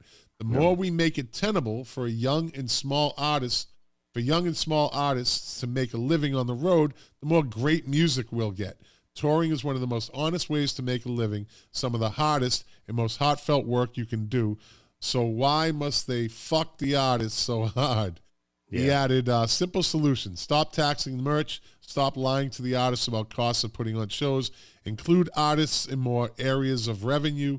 The stories I can tell you from my years of touring are bananas. Young artists on tour are the last to see any money.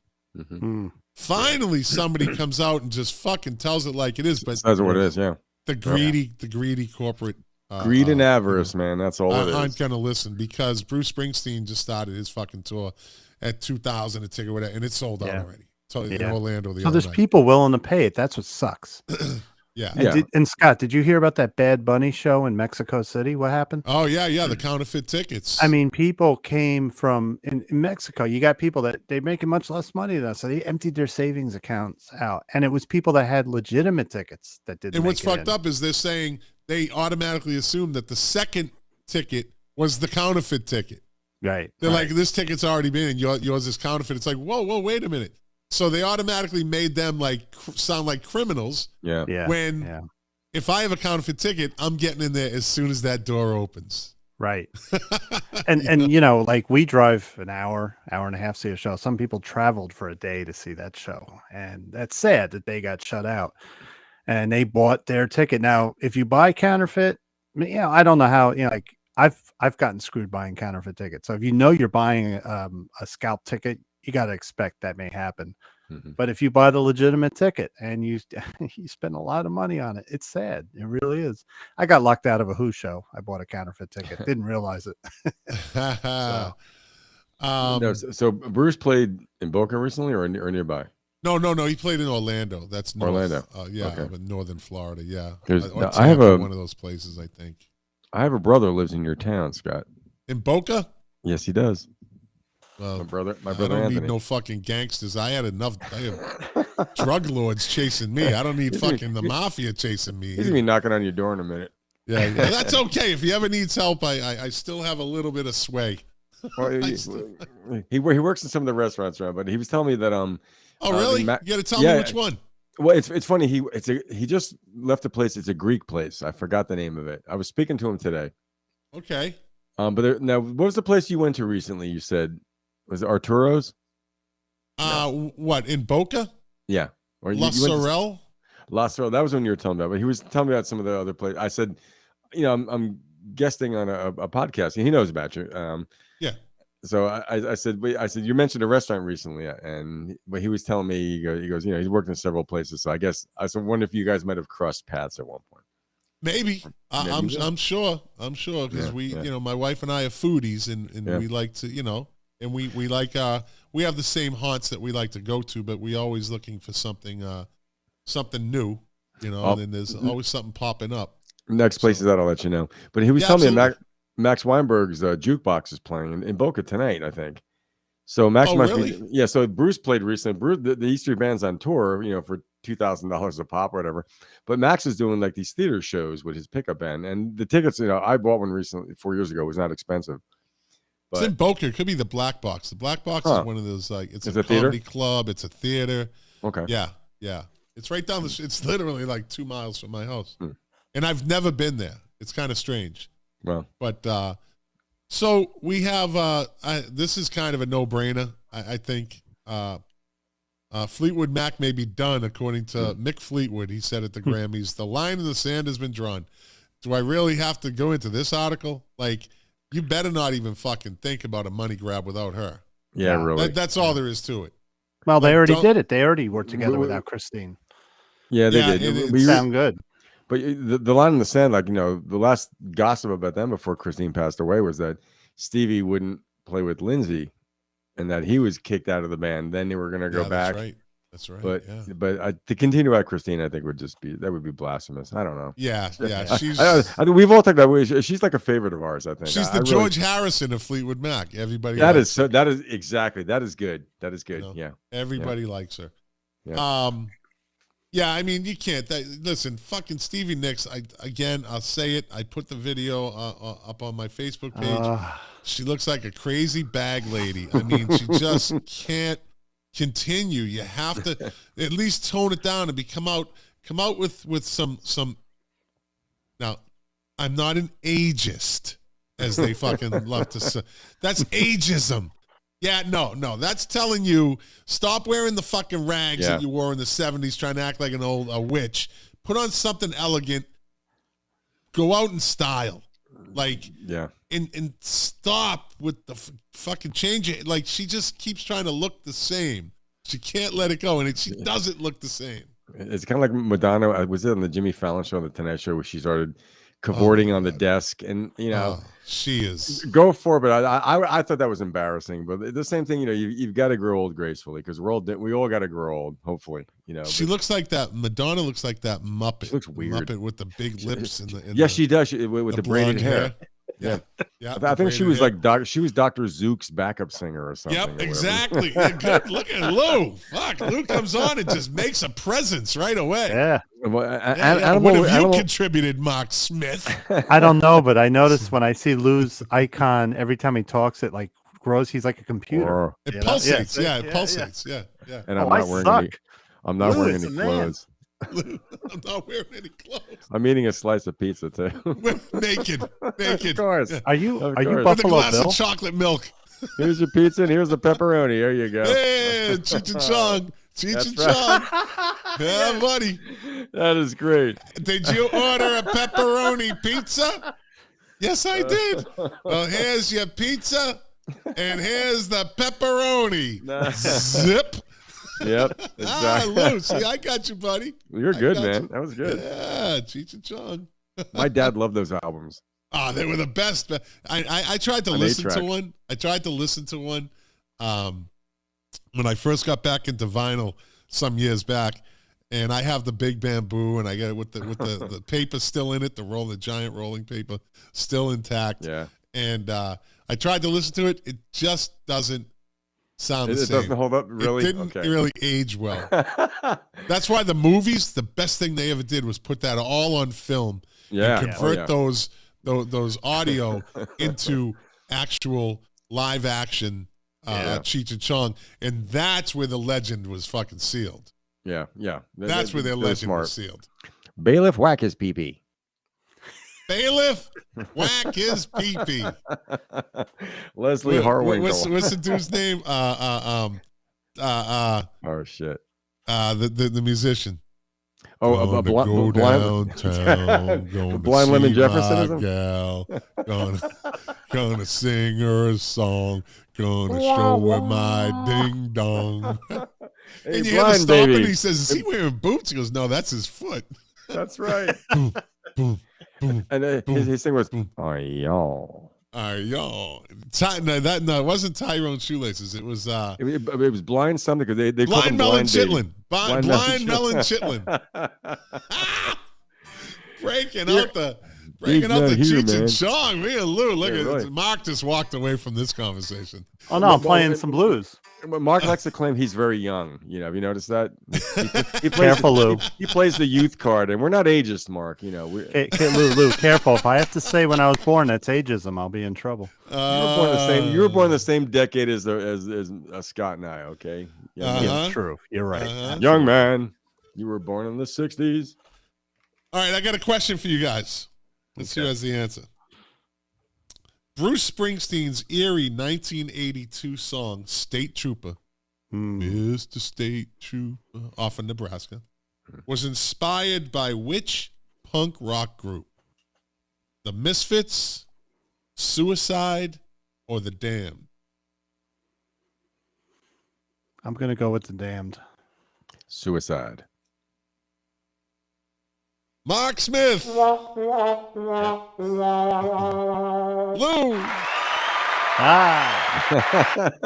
Lou still dominates you, Mark. Still dominates you. Oh yeah. Jeez. He's young. Jeez. I'm a young. Y'all. Let me see. What's this one? No, we already know that one. Oh, maybe not. Stevie Ray Vaughan played guitar on which hit dance song? Beat It, Living in America, or Atomic Dog? Michael Jackson's Beat It, James Brown's Living in America, or George Clinton's Atomic Dog? Wait, it's Stevie Ray Let's Vaughan Dance. played guitar on that. It wasn't Beat It. That's Eddie Van Halen, but I thought he was on Let's Dance. Well, that's one of the songs. He was a studio guy, right?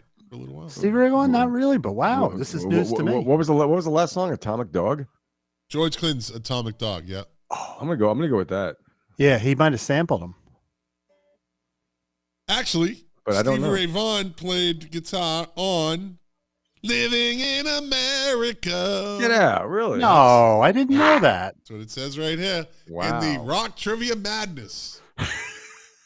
Yeah. Yeah, look at that. I didn't even know that. Well, not that I'm like, I didn't even know that. Don't you like when people say that? Like, I didn't even know that. Like, who the fuck are you? What do you mean? Right. You didn't even know that? That's something Jack would say. Jack would say something like that. Well, I didn't even know that. Learned, man. Oh, what, Jack? You didn't know that? Oh my God. Jack will be back next week. Maybe. Cool. It's up to him. All right, let's do top 10 this week in 1986. You ready? Yay! Yeah, 1986, good year, really good year. I graduated college and was getting ready to go into the Air Force in May of 87. So, Cool. So number 10 this week in 1986, Conga by Miami Sound Machine. Number 9, really? Number 9 this week in 1986, Living in America, starring Stevie Ray Vaughan. I feel good. Jesus, we're just covering them all. Now, number 8 this week in 1986 was Talk to Me by Stevie Nicks, Crazy Bag Lady. But she wasn't a crazy bag lady back then. She was still hot. Talk to me. I don't know it. Yeah, Talk to Me. I do. Yeah. Number 7 this week in 1986, Spies Like Us by Paul McCartney.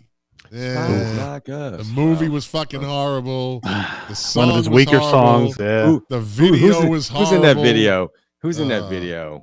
Is it Chevy Dan Chase? Aykroyd and there's a couple Chevy? other Yeah. Chevy Yeah. Chase, I think, or something. Oh God. Number 6 this week in 1986, Kyrie Lake is gonna. Oh yeah, Kyrie Lady. Mister. Yeah, Mr. There you go. Kyrie Lake is gonna tell me how to fly. Okay, enough of that. Number 5 this week in 1986, How Will I Know by Whitney Houston. How will I know? Oh, Yep. Good memories. That song. yeah. Number 4 this week in 1986, When the Going Gets Tough, the Tough Get Going By. Oh. Whoa. Oh, come on, guys. When the going gets tough, the tough What is the get genre? going. What's the genre? Is it It's rock pop. or pop? It's pop. Shit. When the going gets tough, the tough get going. Wow. Oh God. Wow. I'm lost. Yeah, I'm drawing a blank. Billy Ocean. Oh yeah. You've heard it. That's probably his last- song 100,000 times. Not That's got to be his 100,000. last single, last hit, right? Maybe, yeah. Is it? Does he say Caribbean Queen or Caribbean Queen? Can I figure that out? Caribbean Queen. Is it Caribbean He Queen. says Caribbean. Are you Oh. sure? Caribbean Queen. It doesn't go Caribbean Queen. Caribbean Queen? Nah, I it's don't know. Caribbean I don't know. Queen. See, now whoever's listening to this podcast, and you guys, next time you hear that song, you're gonna go, "What is he saying?" See, that's the. No, I'm gonna go. The Fuck earworm. you, Scott. Fuck I just you. planted the earworm. Yeah. Let's see. Number 3 this week in 1986. I'm Your Man by Wham. Ah, Yeah. Number 2 this week in Thank you, man. 1986. Burning Hot by Survivor. Wow. And number 1 this week in 1986. That's What Friends Are For by Dion and Friends. That's what friends are for. Yeah. the good times and the bad times. Dionne Warwick, right? The Dionne aunt Warwick of Whitney Houston, right? Yeah. Wasn't Stevie Wonder in that? Did he sing in that too? I think Or- so. I think Yeah, you're he right. was. There Yeah. was like Yeah. 4 of them that sang in there. Yeah. Keep smiling. Keep What a- lying. Whatever happened to Stevie Wonder? He's still around. Oh, I know, he but- doesn't really have to do much anymore. He's I No. think he's getting divorced. I think he's getting a divorce or something. The wife Oh, number wow. 6. Yeah. Probably wife number 6 or something. He was They amazing. stick around just long enough to get a little piece of that coin. Yeah. That's right. And if you have some kids, that's insurance. Yeah, there you go. Guaranteed universal income. Time for This Day in Music. Yay! All right. On this day in 2020, let's go start recent and go backwards. Roddy Rick was at number 1 in the U.S. charts with his debut studio album, Please Excuse Me for Being Antisocial. The album later won Album of the Year at the 2020 BET Awards, and Apple Music named it Album of the Year, where it was 2020's most streamed album globally. Huh. See, we can be modern. I've never fucking heard that. Me neither. On this day in 2015, British soul singer Sam Smith won 4 Grammy Awards in the U.S., including the prestigious prizes for Record and Song of the Year with Stay With Me. It's actually a good song. It And is. Best New Artist. Album of the Year went to Beck for Morning Phase. On this day, is Jack here? Is Jack? He's He's channeling. Marcus channeling Jack. Did Jack sneak into someone's this got to podcast? hold Jack's torch. It's like a seance. Jack, are you joining us? At least it's not an acoustic guitar. Jesus. On this day in 2013, LA Superior Court Judge Charles Palmer threw out a claim by Axl Rose of fraud and misrepresentation against Guitar Hero 3. Rose claimed that his deal with the company is to license the song Welcome to the Jungle for use in the game included a promise from Activision that no images of Slash would be used in the game. Wow.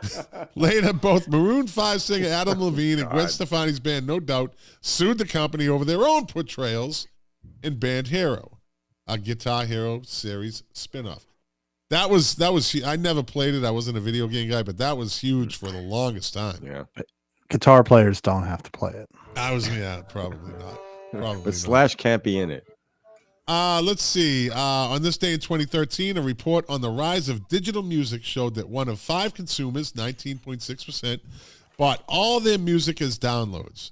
The report said that 27.7% of UK music fans purchased downloads from stores such as iTunes or Amazon, or stream songs on services like Spotify or YouTube, and that the streaming market was now worth £49 million to record labels, which is about 55 million American dollars. Buy the fucking CD. On this, hey, Lou, do you know who Keith Nunderson is? Knudsen? He was a drummer for the Doobie Brothers, I think. Look at you, fucking Wow. I knew Lou would know that. I knew it. On this day, how do you pronounce his name? Knudsen? Knudsen? I think it's like Knudsen. Knudsen? Yeah. Knudsen. Those It's a fucking conundrum. Swedes. Those Swedes. You never Those know. what the Swedes. fuck- You never know. No. Weird spellings. I don't know. It's dark all the time. American rock drummer, vocalist, and songwriter Keith Knudsen from the Doobie Brothers died of pneumonia at age 56. What year was that? That was in 2005. Hmm. The Doobie Brothers scored the 1979 U.S. #1 single with What a Fool Believes and 1993 UK #7 single Long Train Running. He founded the band Southern Pacific with fellow Doobie brother John McPhee. Wow. Now, I agree with this. I agree with this next one, and I still think she is a very beautiful woman. But on this day in 2005, Kylie Minogue was voted the world's sexiest woman in her 30s by UK magazine. I'll give her that. I'll give her that. Oh, what a great song. What a great song. I love that song. Mhm. I look at. I'm a Kylie fan. I always was. Scott, It- that I like song, Locomotion. I liked it when she did Locomotion. the first Great song he pop sang, song's a great pop song. the first song he sang, I drive through the Lincoln Tunnel at 2 a.m. playing that. It's I just mind-altering. can't The get Lincoln you out Tunnel of in front my of you. head. Boy, you're all that a girl could think about. That's a great, and you see the video. She's fucking hot. Yeah. She's hot, and that's about the time it came out. So I Wasn't agree with she that. one of those page 5 girls? What they call in England? What is it? No, she was Australian. She came out like this wholesome Debbie Gibson, right. Australian version of Debbie Gibson, and did Locomotion. Beautiful blonde hair, blue eyes, smile. I remember. Perfect skin. And she just kind of took off. She dated Michael Hutchison for a little while. From INXS. In excess. Oh. Yeah. Let me see. She was voted world's sexiest woman in her 30s by UK magazine Good Housekeeping. Sade, still sexy. Yeah. High forehead and everything. That's right. It's part of her look, though. Was voted #4 5 head. in the over 40s with Madonna. Not today, Madonna. 2005 Madonna coming in at #7. Right? And Madonna today wouldn't even make the list of top 300. She is just a plastic surgeon. She's starting to look like Pete Byrne from Dead or Alive. Also, Did you see that poor bastard? That guy. Hey, that guy went through a lot of shit, man. Pete Byrne went through a lot in his life. And he became the lead singer of Dead or Alive. You spin me right. But then he had all this plastic surgery, and it really fucked him up. The whatever it is, the prescription drugs that went with it fucked him up, and poor bastard.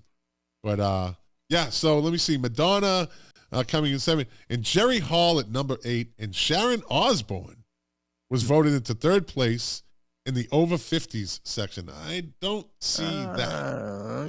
No, I think there's better candidates for that. Yeah, Nothing against Sharon. 3rd place, so there must not have been she might have came 3 out of 3. 3rd place out of 3 people. She's a power player. Oh, in a big way. Yeah. Let me see. It was a sad day on this day in 2002. Bob Wooler. You know who Bob Wooler is? Yes. Bring it. He was a disc jockey that helped break the Beatles in England. Look at this. God motherfucker. damn. Look at this. Oh, thank you. Look at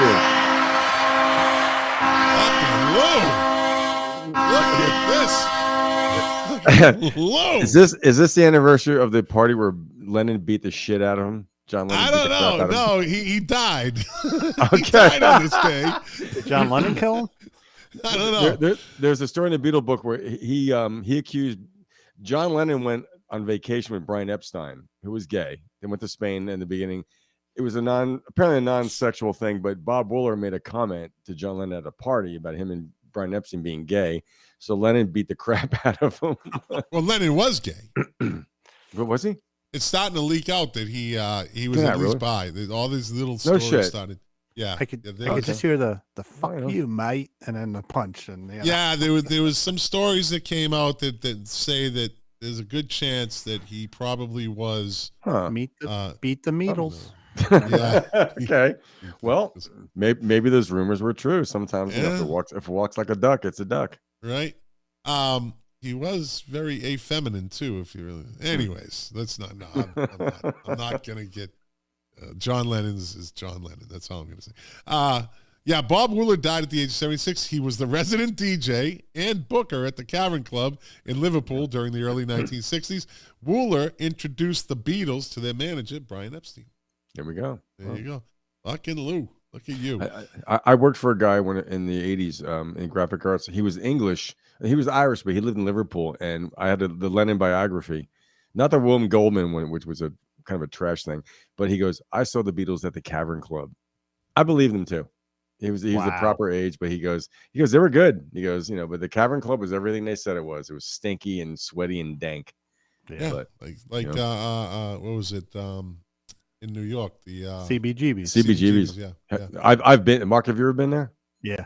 It's It everything. wasn't a good experience for me. It's everything they said it was. I went to the bathroom. I had to see the bathroom. It was fucking disgusting. Where Deborah Harry was getting plowed by what's his name, Stein, in the bathroom. Chris Stein. Yeah, not Chris now. Stein. Not now. Get out. Not that night. But I walked in. I'm like, I would piss anywhere else except for that bathroom. Yeah. On this day in 1994, Oasis were forced to cancel their first foreign tour after they were deported from Holland. I love that group. The band were involved in a drunken brawl on a cross-channel ferry, resulting in members of the band being arrested and locked in the brig on the ferry. Hey, there's a brig on a ferry? They have a brig? Oh, yeah. You got it. All the great. seafaring boats have to have a holding place. Yeah. Especially when you're dealing with know. England. Drunk Englishmen. Come on. Any commuter stuff, I guess. Let's see. On this day in 1992, UK act Right Said Fred started a 3-week run at number 1. Can't deny them. They have one of the one-hit wonders, right? One-hit wonder. They have one of the most popular one-hit wonders of the 90s. And the catwalk. Yeah. You know something? I thought it was a stupid song in a way, but it's if it's catchy, it's catchy. It's man. entertaining. You got to give catchy. If you find yourself humming it and tapping your foot, why not? Yeah. On this day, it's a sad day. On this day in 1990, suffering from depression, American singer-songwriter Del Shannon died of a self-inflicted gunshot wound. He did run away. I could go into the whole thing, but that was too bad. He was being considered to be the replacement Wilbury for Roy Orbison. That's right. Yeah. So here you go, gentlemen. Here you go. On this day in 1986, Billy Ocean started this. We got all this into serendipitous shit. Billy Ocean started a 4-week run at number 1 in the UK single charts with "When the Going Gets Tough, the Tough Get Going," featured from the film Cool Runnings. No, the Jewel of the Nile. Jewel of the Nile. Yeah. Jewel of the Nile. Didn't they also have? Was that Michael Douglas? Michael Douglas and what's her name? Wait, she was in Body Heat. Catherine. Catherine. No. Oh, darling. No, what was her name? Kathleen Turner. Kathleen Body. Turner. Didn't also have Romancing? They did Romancing the Stone was another one. Well, I'm getting confused. Yeah. The Jewel one of in the Nile. Either one of them. Jewel of the Nile was the second one. That was in the Middle East. Yeah. The video was banned in the UK because it featured non-musician union members. Wow. On this day in 1983, this was a one-hit wonder, Hottie. I telling you, she was she was a hottie, an 80s hottie. On this day in 1983, winners at the second annual Brit Awards held in London include Paul McCartney, who won Best British Male Solo Artist, and Kim Wilde. She was hot.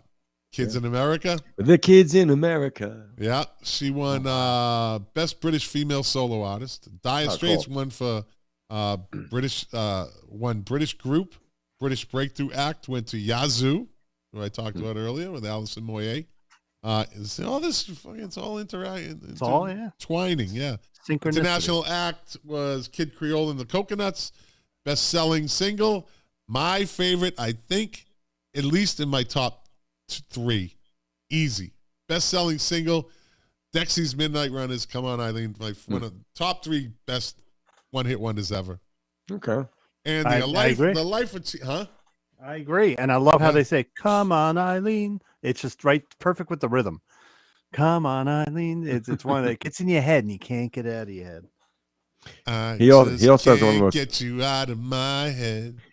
He has one of the most embarrassing solo album covers, apparently. Oh, he really, he should have just stuck to the one hit wonder. Yeah. Oh, yeah. It's pretty hot stuff, man. Yeah, not good. Okay. Not good. What's his name? Kevin Rowland. Kevin Rowland, yeah. Lead singer. On this day in 1981, REM made their first ever recording sessions at Bombay Studios, Smyrna, Georgia. Tracks included, give me one track. They list 3. Give me one track. So this is the first ever recording session. What would you think? From REM. From REM. Before they went to drive-in studios. Wow. I'm gonna say Radio for Europe. That's one. There you go. And Gardening at Night. Gardening at Night. And give me the third one. Lou, if you pull this one off. Come on. Wolves Lower. I was going to say, if you got this, you better have a podcast, and I just could only hope to guest host on yours. I don't think I got it, though. Don't go back to Rockville. No kidding. Wow. That song is that old. That was on their second record. To Rockville. Yep. Cool, on this day in 1980, the divorce became final between David Bowie and his wife, Angie. He won custody of their son, Zoe, now known as Joe. Good move. Angie received £30,000 or a $51,000 settlement. Didn't she try to go after him again for more money or something? I believe there was a follow-up to that. What was Angie's last name? So is he called Joe Bowie? That's bad. Yeah, Joey Bowie. Yes. Joe Exactly, Bowie. Joey. Joe Bowie, you doing? What are you doing? Joe Bo. What's up, Joe Bo? Joey Joe Bo. Yeah. On this day, let me see. On this day, Ladies and gentlemen, Joey Bowie. Joe Bo. Yo, Joe Bo. Yo. What am I, an asshole or something? What am I? Yeah, what am I? What am I here? Fucking salami? On this day in 1977, Marquee Moon, the debut album of what American rock band? Television. Look at fucking. Thank you. Enough of that. I'm better when I'm Scott. not on camera. Yeah. I just recently listened to Marquee Moon for the first time Fucking after great. hearing the guy It's died. great. It's a Yeah, the guy died. Yeah, Great yeah. album. Lead Great singer, yeah. album. Yeah. That album, that was an unexpected album. There was some good stuff in there. Yeah. It was met with widespread acclaim and was hailed by critics as an original musical development in rock music. Marquee Moon also proved to be a foundational record of alternative rock as television's innovative post-punk instrumentation for the album strongly influenced the new wave and indie rock movements of the 1980s and rock guitar playing in general. Yeah. Hey, that could be my let's The see. record didn't sell shit either. It didn't sell. That Right.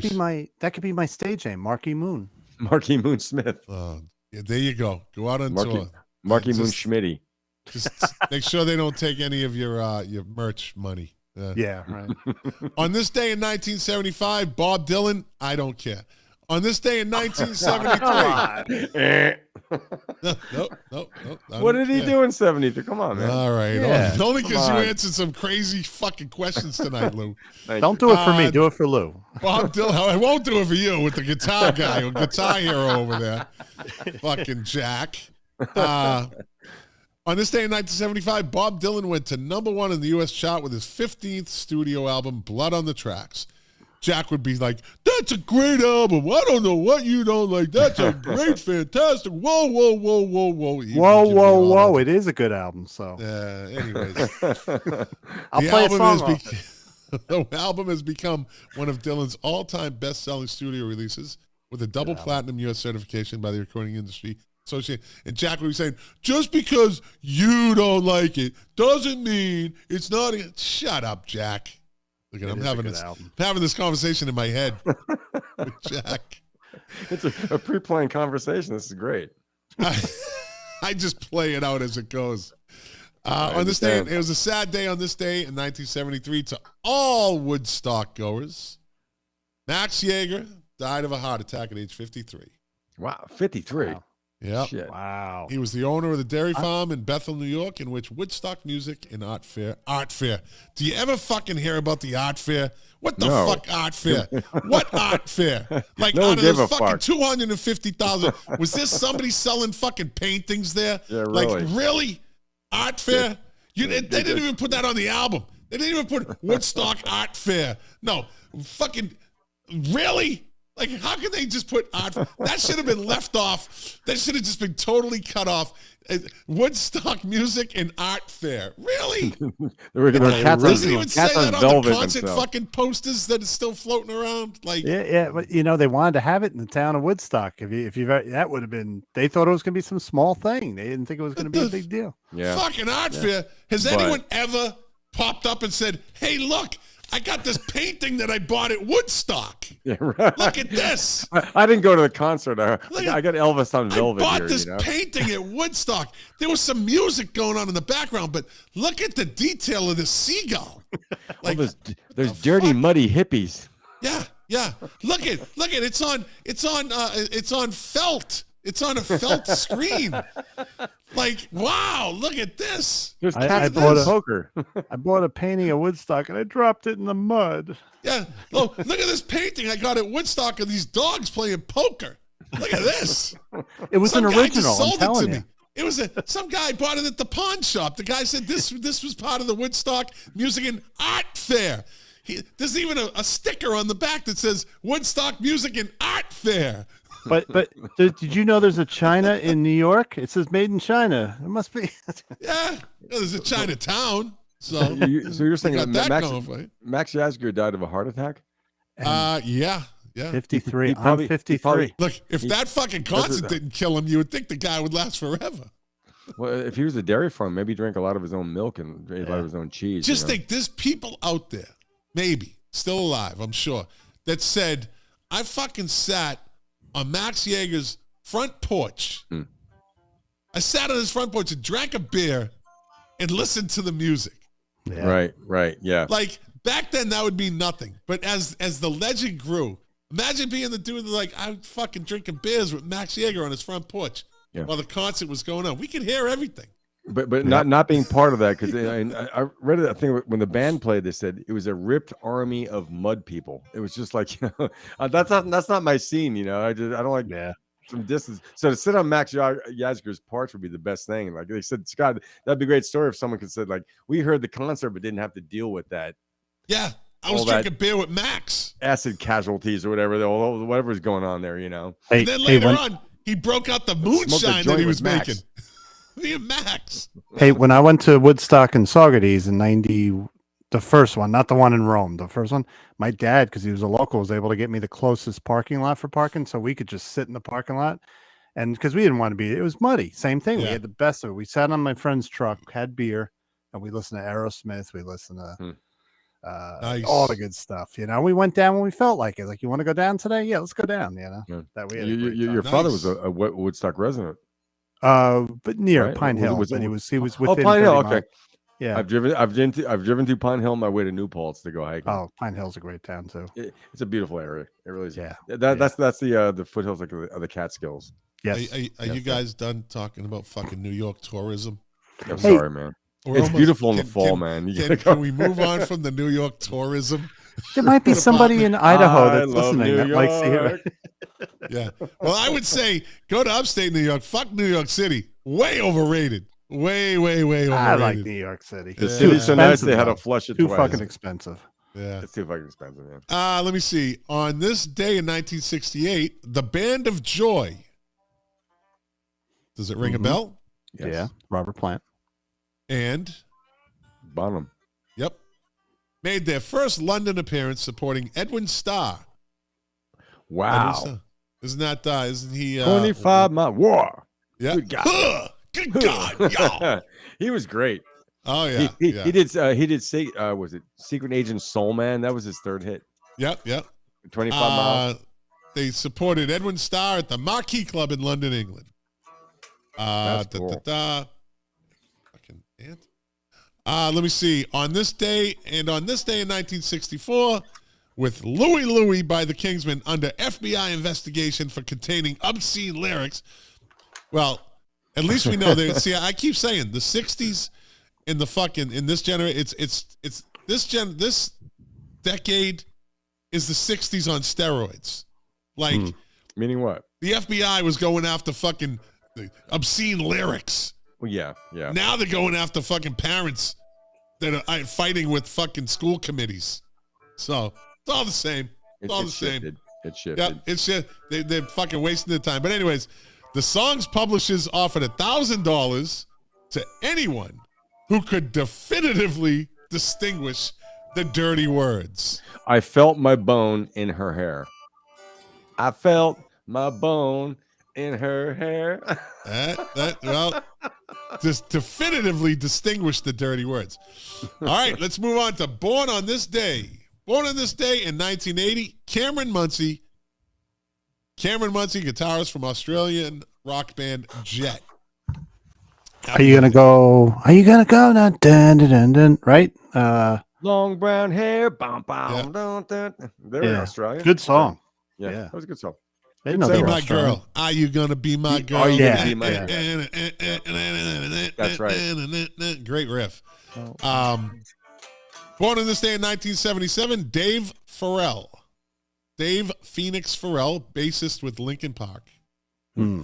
Born on this day in 1974, Dehomen Cristo, Why does that ring a bell? AKA.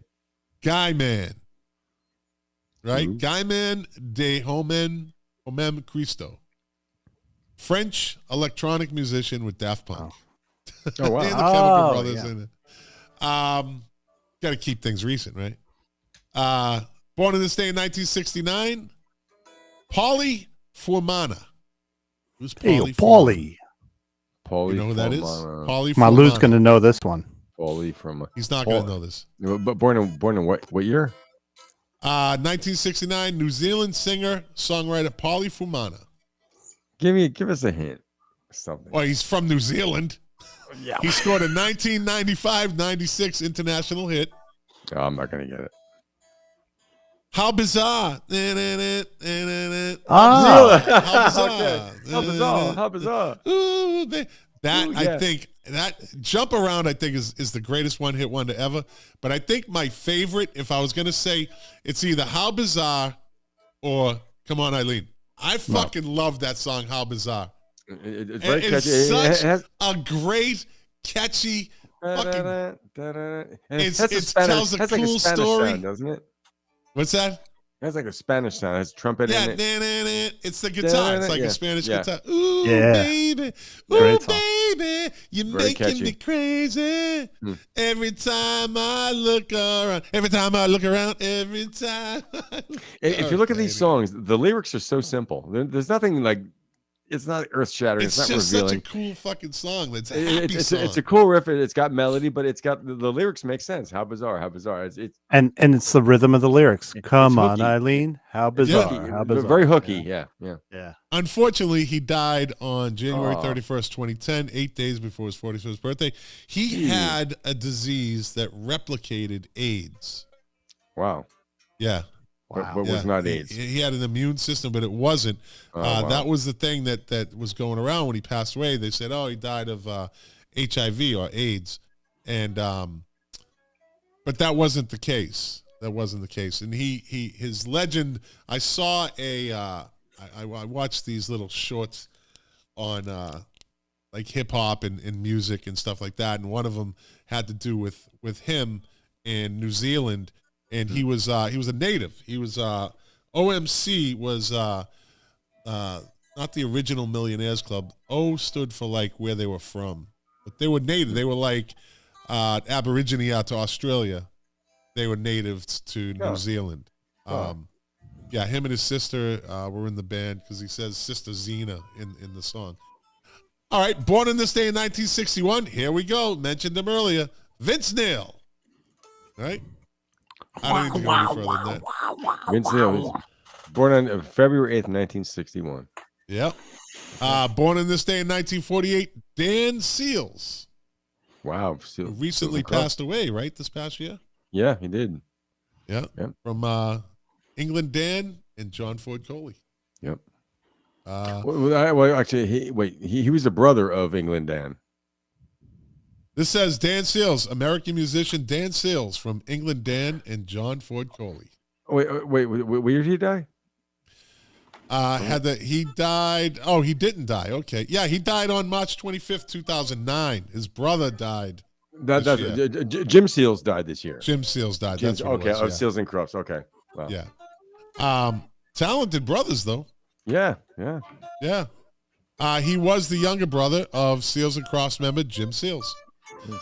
Born on this day in 1946. Lou, who is this? Adolfo de la Parra. I can't hear over Mark's guitar playing. I'm sorry. He was really wanting me to mute him. I think he's really No. testing my. I had my microphone Thank you, down. Lou. I was really trying to ignore that because, What's going on? Sorry, guys. anyways. I forgot the question. Adolfo. Now you know what, Lou. I haven't done it all show. Mark, you're in the penalty box. Yes, I've he's been in the there. penalty I've been there. box. It's terrible. He's in the box right now. It's He's in the cold. box. It's cold and it's black and white on my screen. It's black and white. He's acting like a pantomime in a box. He's got his hands, his fingers are spread. Now he's giving me the finger. He's got like 10 seconds left. He got 30 seconds in the box. He's taking his clothes off. Wait a minute now. God, I'm glad the camera's All right, not 3, 2, 1. All right, he's back. Hi guys, how you doing? Yeah. You don't want to go in the box again. Lou, who is Adolfo de la Parra? Off the top of my head, I don't know. Unless you give Mexican me drummer with give me American band. I'm going down to. Canned Heat. Yep. See, I did Oh, it. shit. I forgot the words, Wow. but you know the voice. I got the melody. Yeah, that's the voice. Kermit the Frog voice. Yeah. Kermit the Mexican Frog. drummer going Adolfo to the de la country. Parra. Wow. Drummer with the band Canned Heat, who had the 1970 UK #2 and #26, Let's Work Together. That's a great song. Hit. He also played with some of the greatest blues singers of our time, including Big Joe Turner, Wow. T-Bone Walker, Albert Collins, and the one and only John Lee Hooker. Wow. That's big. That's big. Born on this day trivia. in 1943, Creed Bratton. Ooh. Fuck. Where have you heard that name? Come on, if Creed Lou can't Bratton. get this, nobody can. Creed Wait, Bratton. Oh, Think. shit. All right, I'm gonna jump ahead. Think TV show. Oh, shit. Okay, Creed Bratton Yeah. from Grassroots, who had the 1968 U.S. #5 single "Midnight Confessions" plus 13 other U.S. top 40 singles. He is more recently known for playing a fictional version of himself on The Office Wow. on NBC. That is freaking cool. Wow. Like his Wow. real name is Creed Bratton. He plays a fictional part, and he's insane. That is one of the greatest characters ever written into a TV show. Wow. I haven't seen it, but I've seen The Office, but not his. Perry burned me a copy of the Grassroots Greatest Hits, which I listened to recently. So I did a little research on them, but that name stuck in my head. But all their songs are kind of the same. Dun, dun, dun, dun, dun, dun, dun. That's him. But That's cool. Creed Bratton it's his real name. He was in the fucking Grassroots. That's pretty cool. And that character is fucking demented, hilariously dark and demented. Oh man, total fucking psychopath. But he died. Huh? No, did he die? It's his birthday, or did he die? No, it's his birthday. It's his birthday. Okay. Yeah. How old is he? He was born in 43. Okay. Wow. Yeah.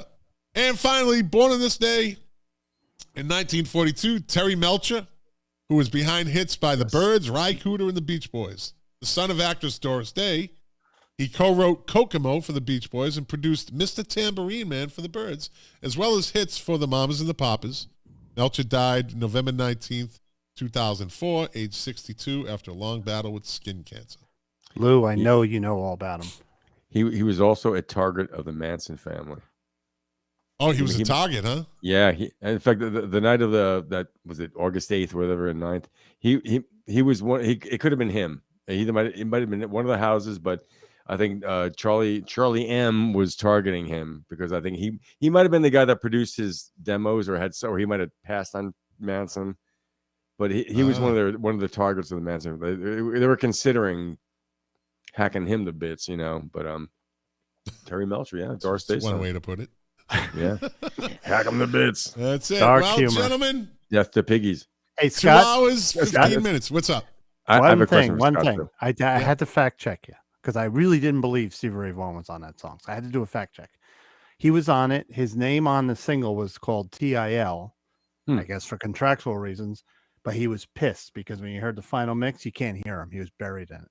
So Yeah. he, like you, they say, so Wow. yeah, I'm amazed he was on that. There you Cool. go. There you Scott, I have a question for you, Scott. Yeah. You served in the Philippines, right? go. 2 years. Okay. Are you familiar with the Military Order of the Caribou? No, I'm not. Our general manager at work, his father has a military history. The family does. He there's this thing of people who served in the Philippines in certain areas. They're members of this society. That's like a group, Secret of the Caribou. So he went to this gathering in Washington, D.C., like 4 blocks from the White House this past weekend. His father's a member. His grandfather's a member. So his father was like one of those weird battles. There's something famous in the Philippines where like Admiral Halsey was like someone that had to lead these guys into certain deaths. So there's this thing that goes on. But anyway, so he was at this meeting, and you mentioned the Doobie Brothers earlier. And it's this big, I forgot the name of the group, but they have these big dinners, the wine, the cigars, the whiskey come out. Jeff Skunk Baxter of the Doobie Brothers was at this gathering. So what he does is, so Skunk Baxter, he was a very educated guy. He designs missile defense systems now. He works with the Pentagon. He works for Grumman as a consultant. So he went from being the Doobie Brothers and Steely Dan to being, he was researching algorithms related to recording technology. And he came upon this thing about counterterrorism, where he's finding technology is used for other means than what it was originally intended for. For example, using airplanes as weapons to take down the World Trade Center. So what he did with his recording music career, and he's a great guitar player. The guy's amazing. Yeah. He turned it into a career where he almost ran for Congress in California. But he's testified before Congress. He's a consultant, but he designs missile defense systems out of some fluke algorithm he found for recording technology. But he was at this meeting this past weekend. It's like the Bohemian Club or whatever. It's guys, they're it's a networking thing, but they're all ex-military, but they all served in the Philippines. So I know you did some time in the Philippines, but I wonder if you heard. But when you mentioned the Doobie Brothers with Keith Knudsen this morning, I was talking to the guy. I said, "Well, I'm going to be on a podcast tonight, and I'd like to mention this because Jeff Skunk Baxter. Most people don't know he's a guitar player, but the guy's a brilliant mind." And so now he works for the Pentagon. He's got all this security clearance. Yeah. But wow. Yeah, you'd never think so. You'd never think seeing him in No, the Blues Brothers. no. Exactly. Yeah. Or I always thought he was blind because he wore sunglasses. He always played sitting down a lot, so I thought he was blind. But remember the old TV show What's Happening? Yeah. The Doobie Brothers Rerun and Raj. And Raj, yeah. They bootleg a Doobie Brothers performance. I remember that episode. The Doobie Brothers, they played on the show, so Jeff Skunk Baxter was on What's Happening. Nice. Yeah. Look at Lou finishing strong. Thank you. I'm making up for fucking up early in the beginning. That's how. Hey, listen. Now we know. You just come on Mr. with the pulsating Lou thing. Yeah. I'm sorry. I play guitar. I'll never do it again. No, you will, but I know you will. I can't control that. I can't control that. You can put me in the green room. I'll put you in That's the a penalty box. Put you in the penalty box. I'll put you in the milk crate. You're going to be stuck. That's what it's called. You're in the milk crate. You're getting stuck in the milk crate. That's it. Well, gentlemen, like I always say, thank you. I always appreciate your time. I always appreciate your input, your knowledge, your humor. It's always a good time. It's never just we're 2 hours and 20 minutes. It's not ever a 1 hour or 1 hour and 15-minute podcast. Not even if there's just two of us doing it. I know. If it was me, it would have been an hour and a half. I don't think so. I don't think so. No. But Lou, I'm glad you made the recovery and you finished at least the second half of the podcast. Yeah. Right? Thank you. That's good. And so I think Jack's back next week, but if he's not, one of these shows I want to get us all on there. Maybe in 2 weeks from now, we'll get all four of us on there. And it's always a fun show. It's fun with you guys. It's kind of fun with Jack. He just annoys me sometimes with his fan club, the Jack fan club. Oh, come on, you too. But I will say, I will say, like I said last week, all the guys seem to like Jack, but all the girls seem to love Scotty. So, just there saying. you go. Just saying. LL Cool That Scott. says a lot. And everybody, I want to thank you for watching. Thank you for listening. If you like it, share it. If you don't like it, well, thanks for listening this long. You listened for a long time. You If fell you asleep. didn't like it, but keep not liking it if that's the case. It's always a pleasure to do this for you. Like I always say, you are the engine that runs this machine. Without you, I would just be talking to Mark and Lou and still having a good time talking about music. And doing this podcast for you, to quote my favorite artist, Morrissey, the pleasure, the privilege is mine. And I'll see you next week with or without Jack. Maybe these two guys, the greatest utility players in music podcast history. Lou is on fire tonight. He came back. It's like he was in a slump, and all of a sudden he just hits like three triples in a row. I feel guilty. Which is easy. It's harder than hitting 3 home runs. Hitting three triples in a row is harder than hitting 3 home runs.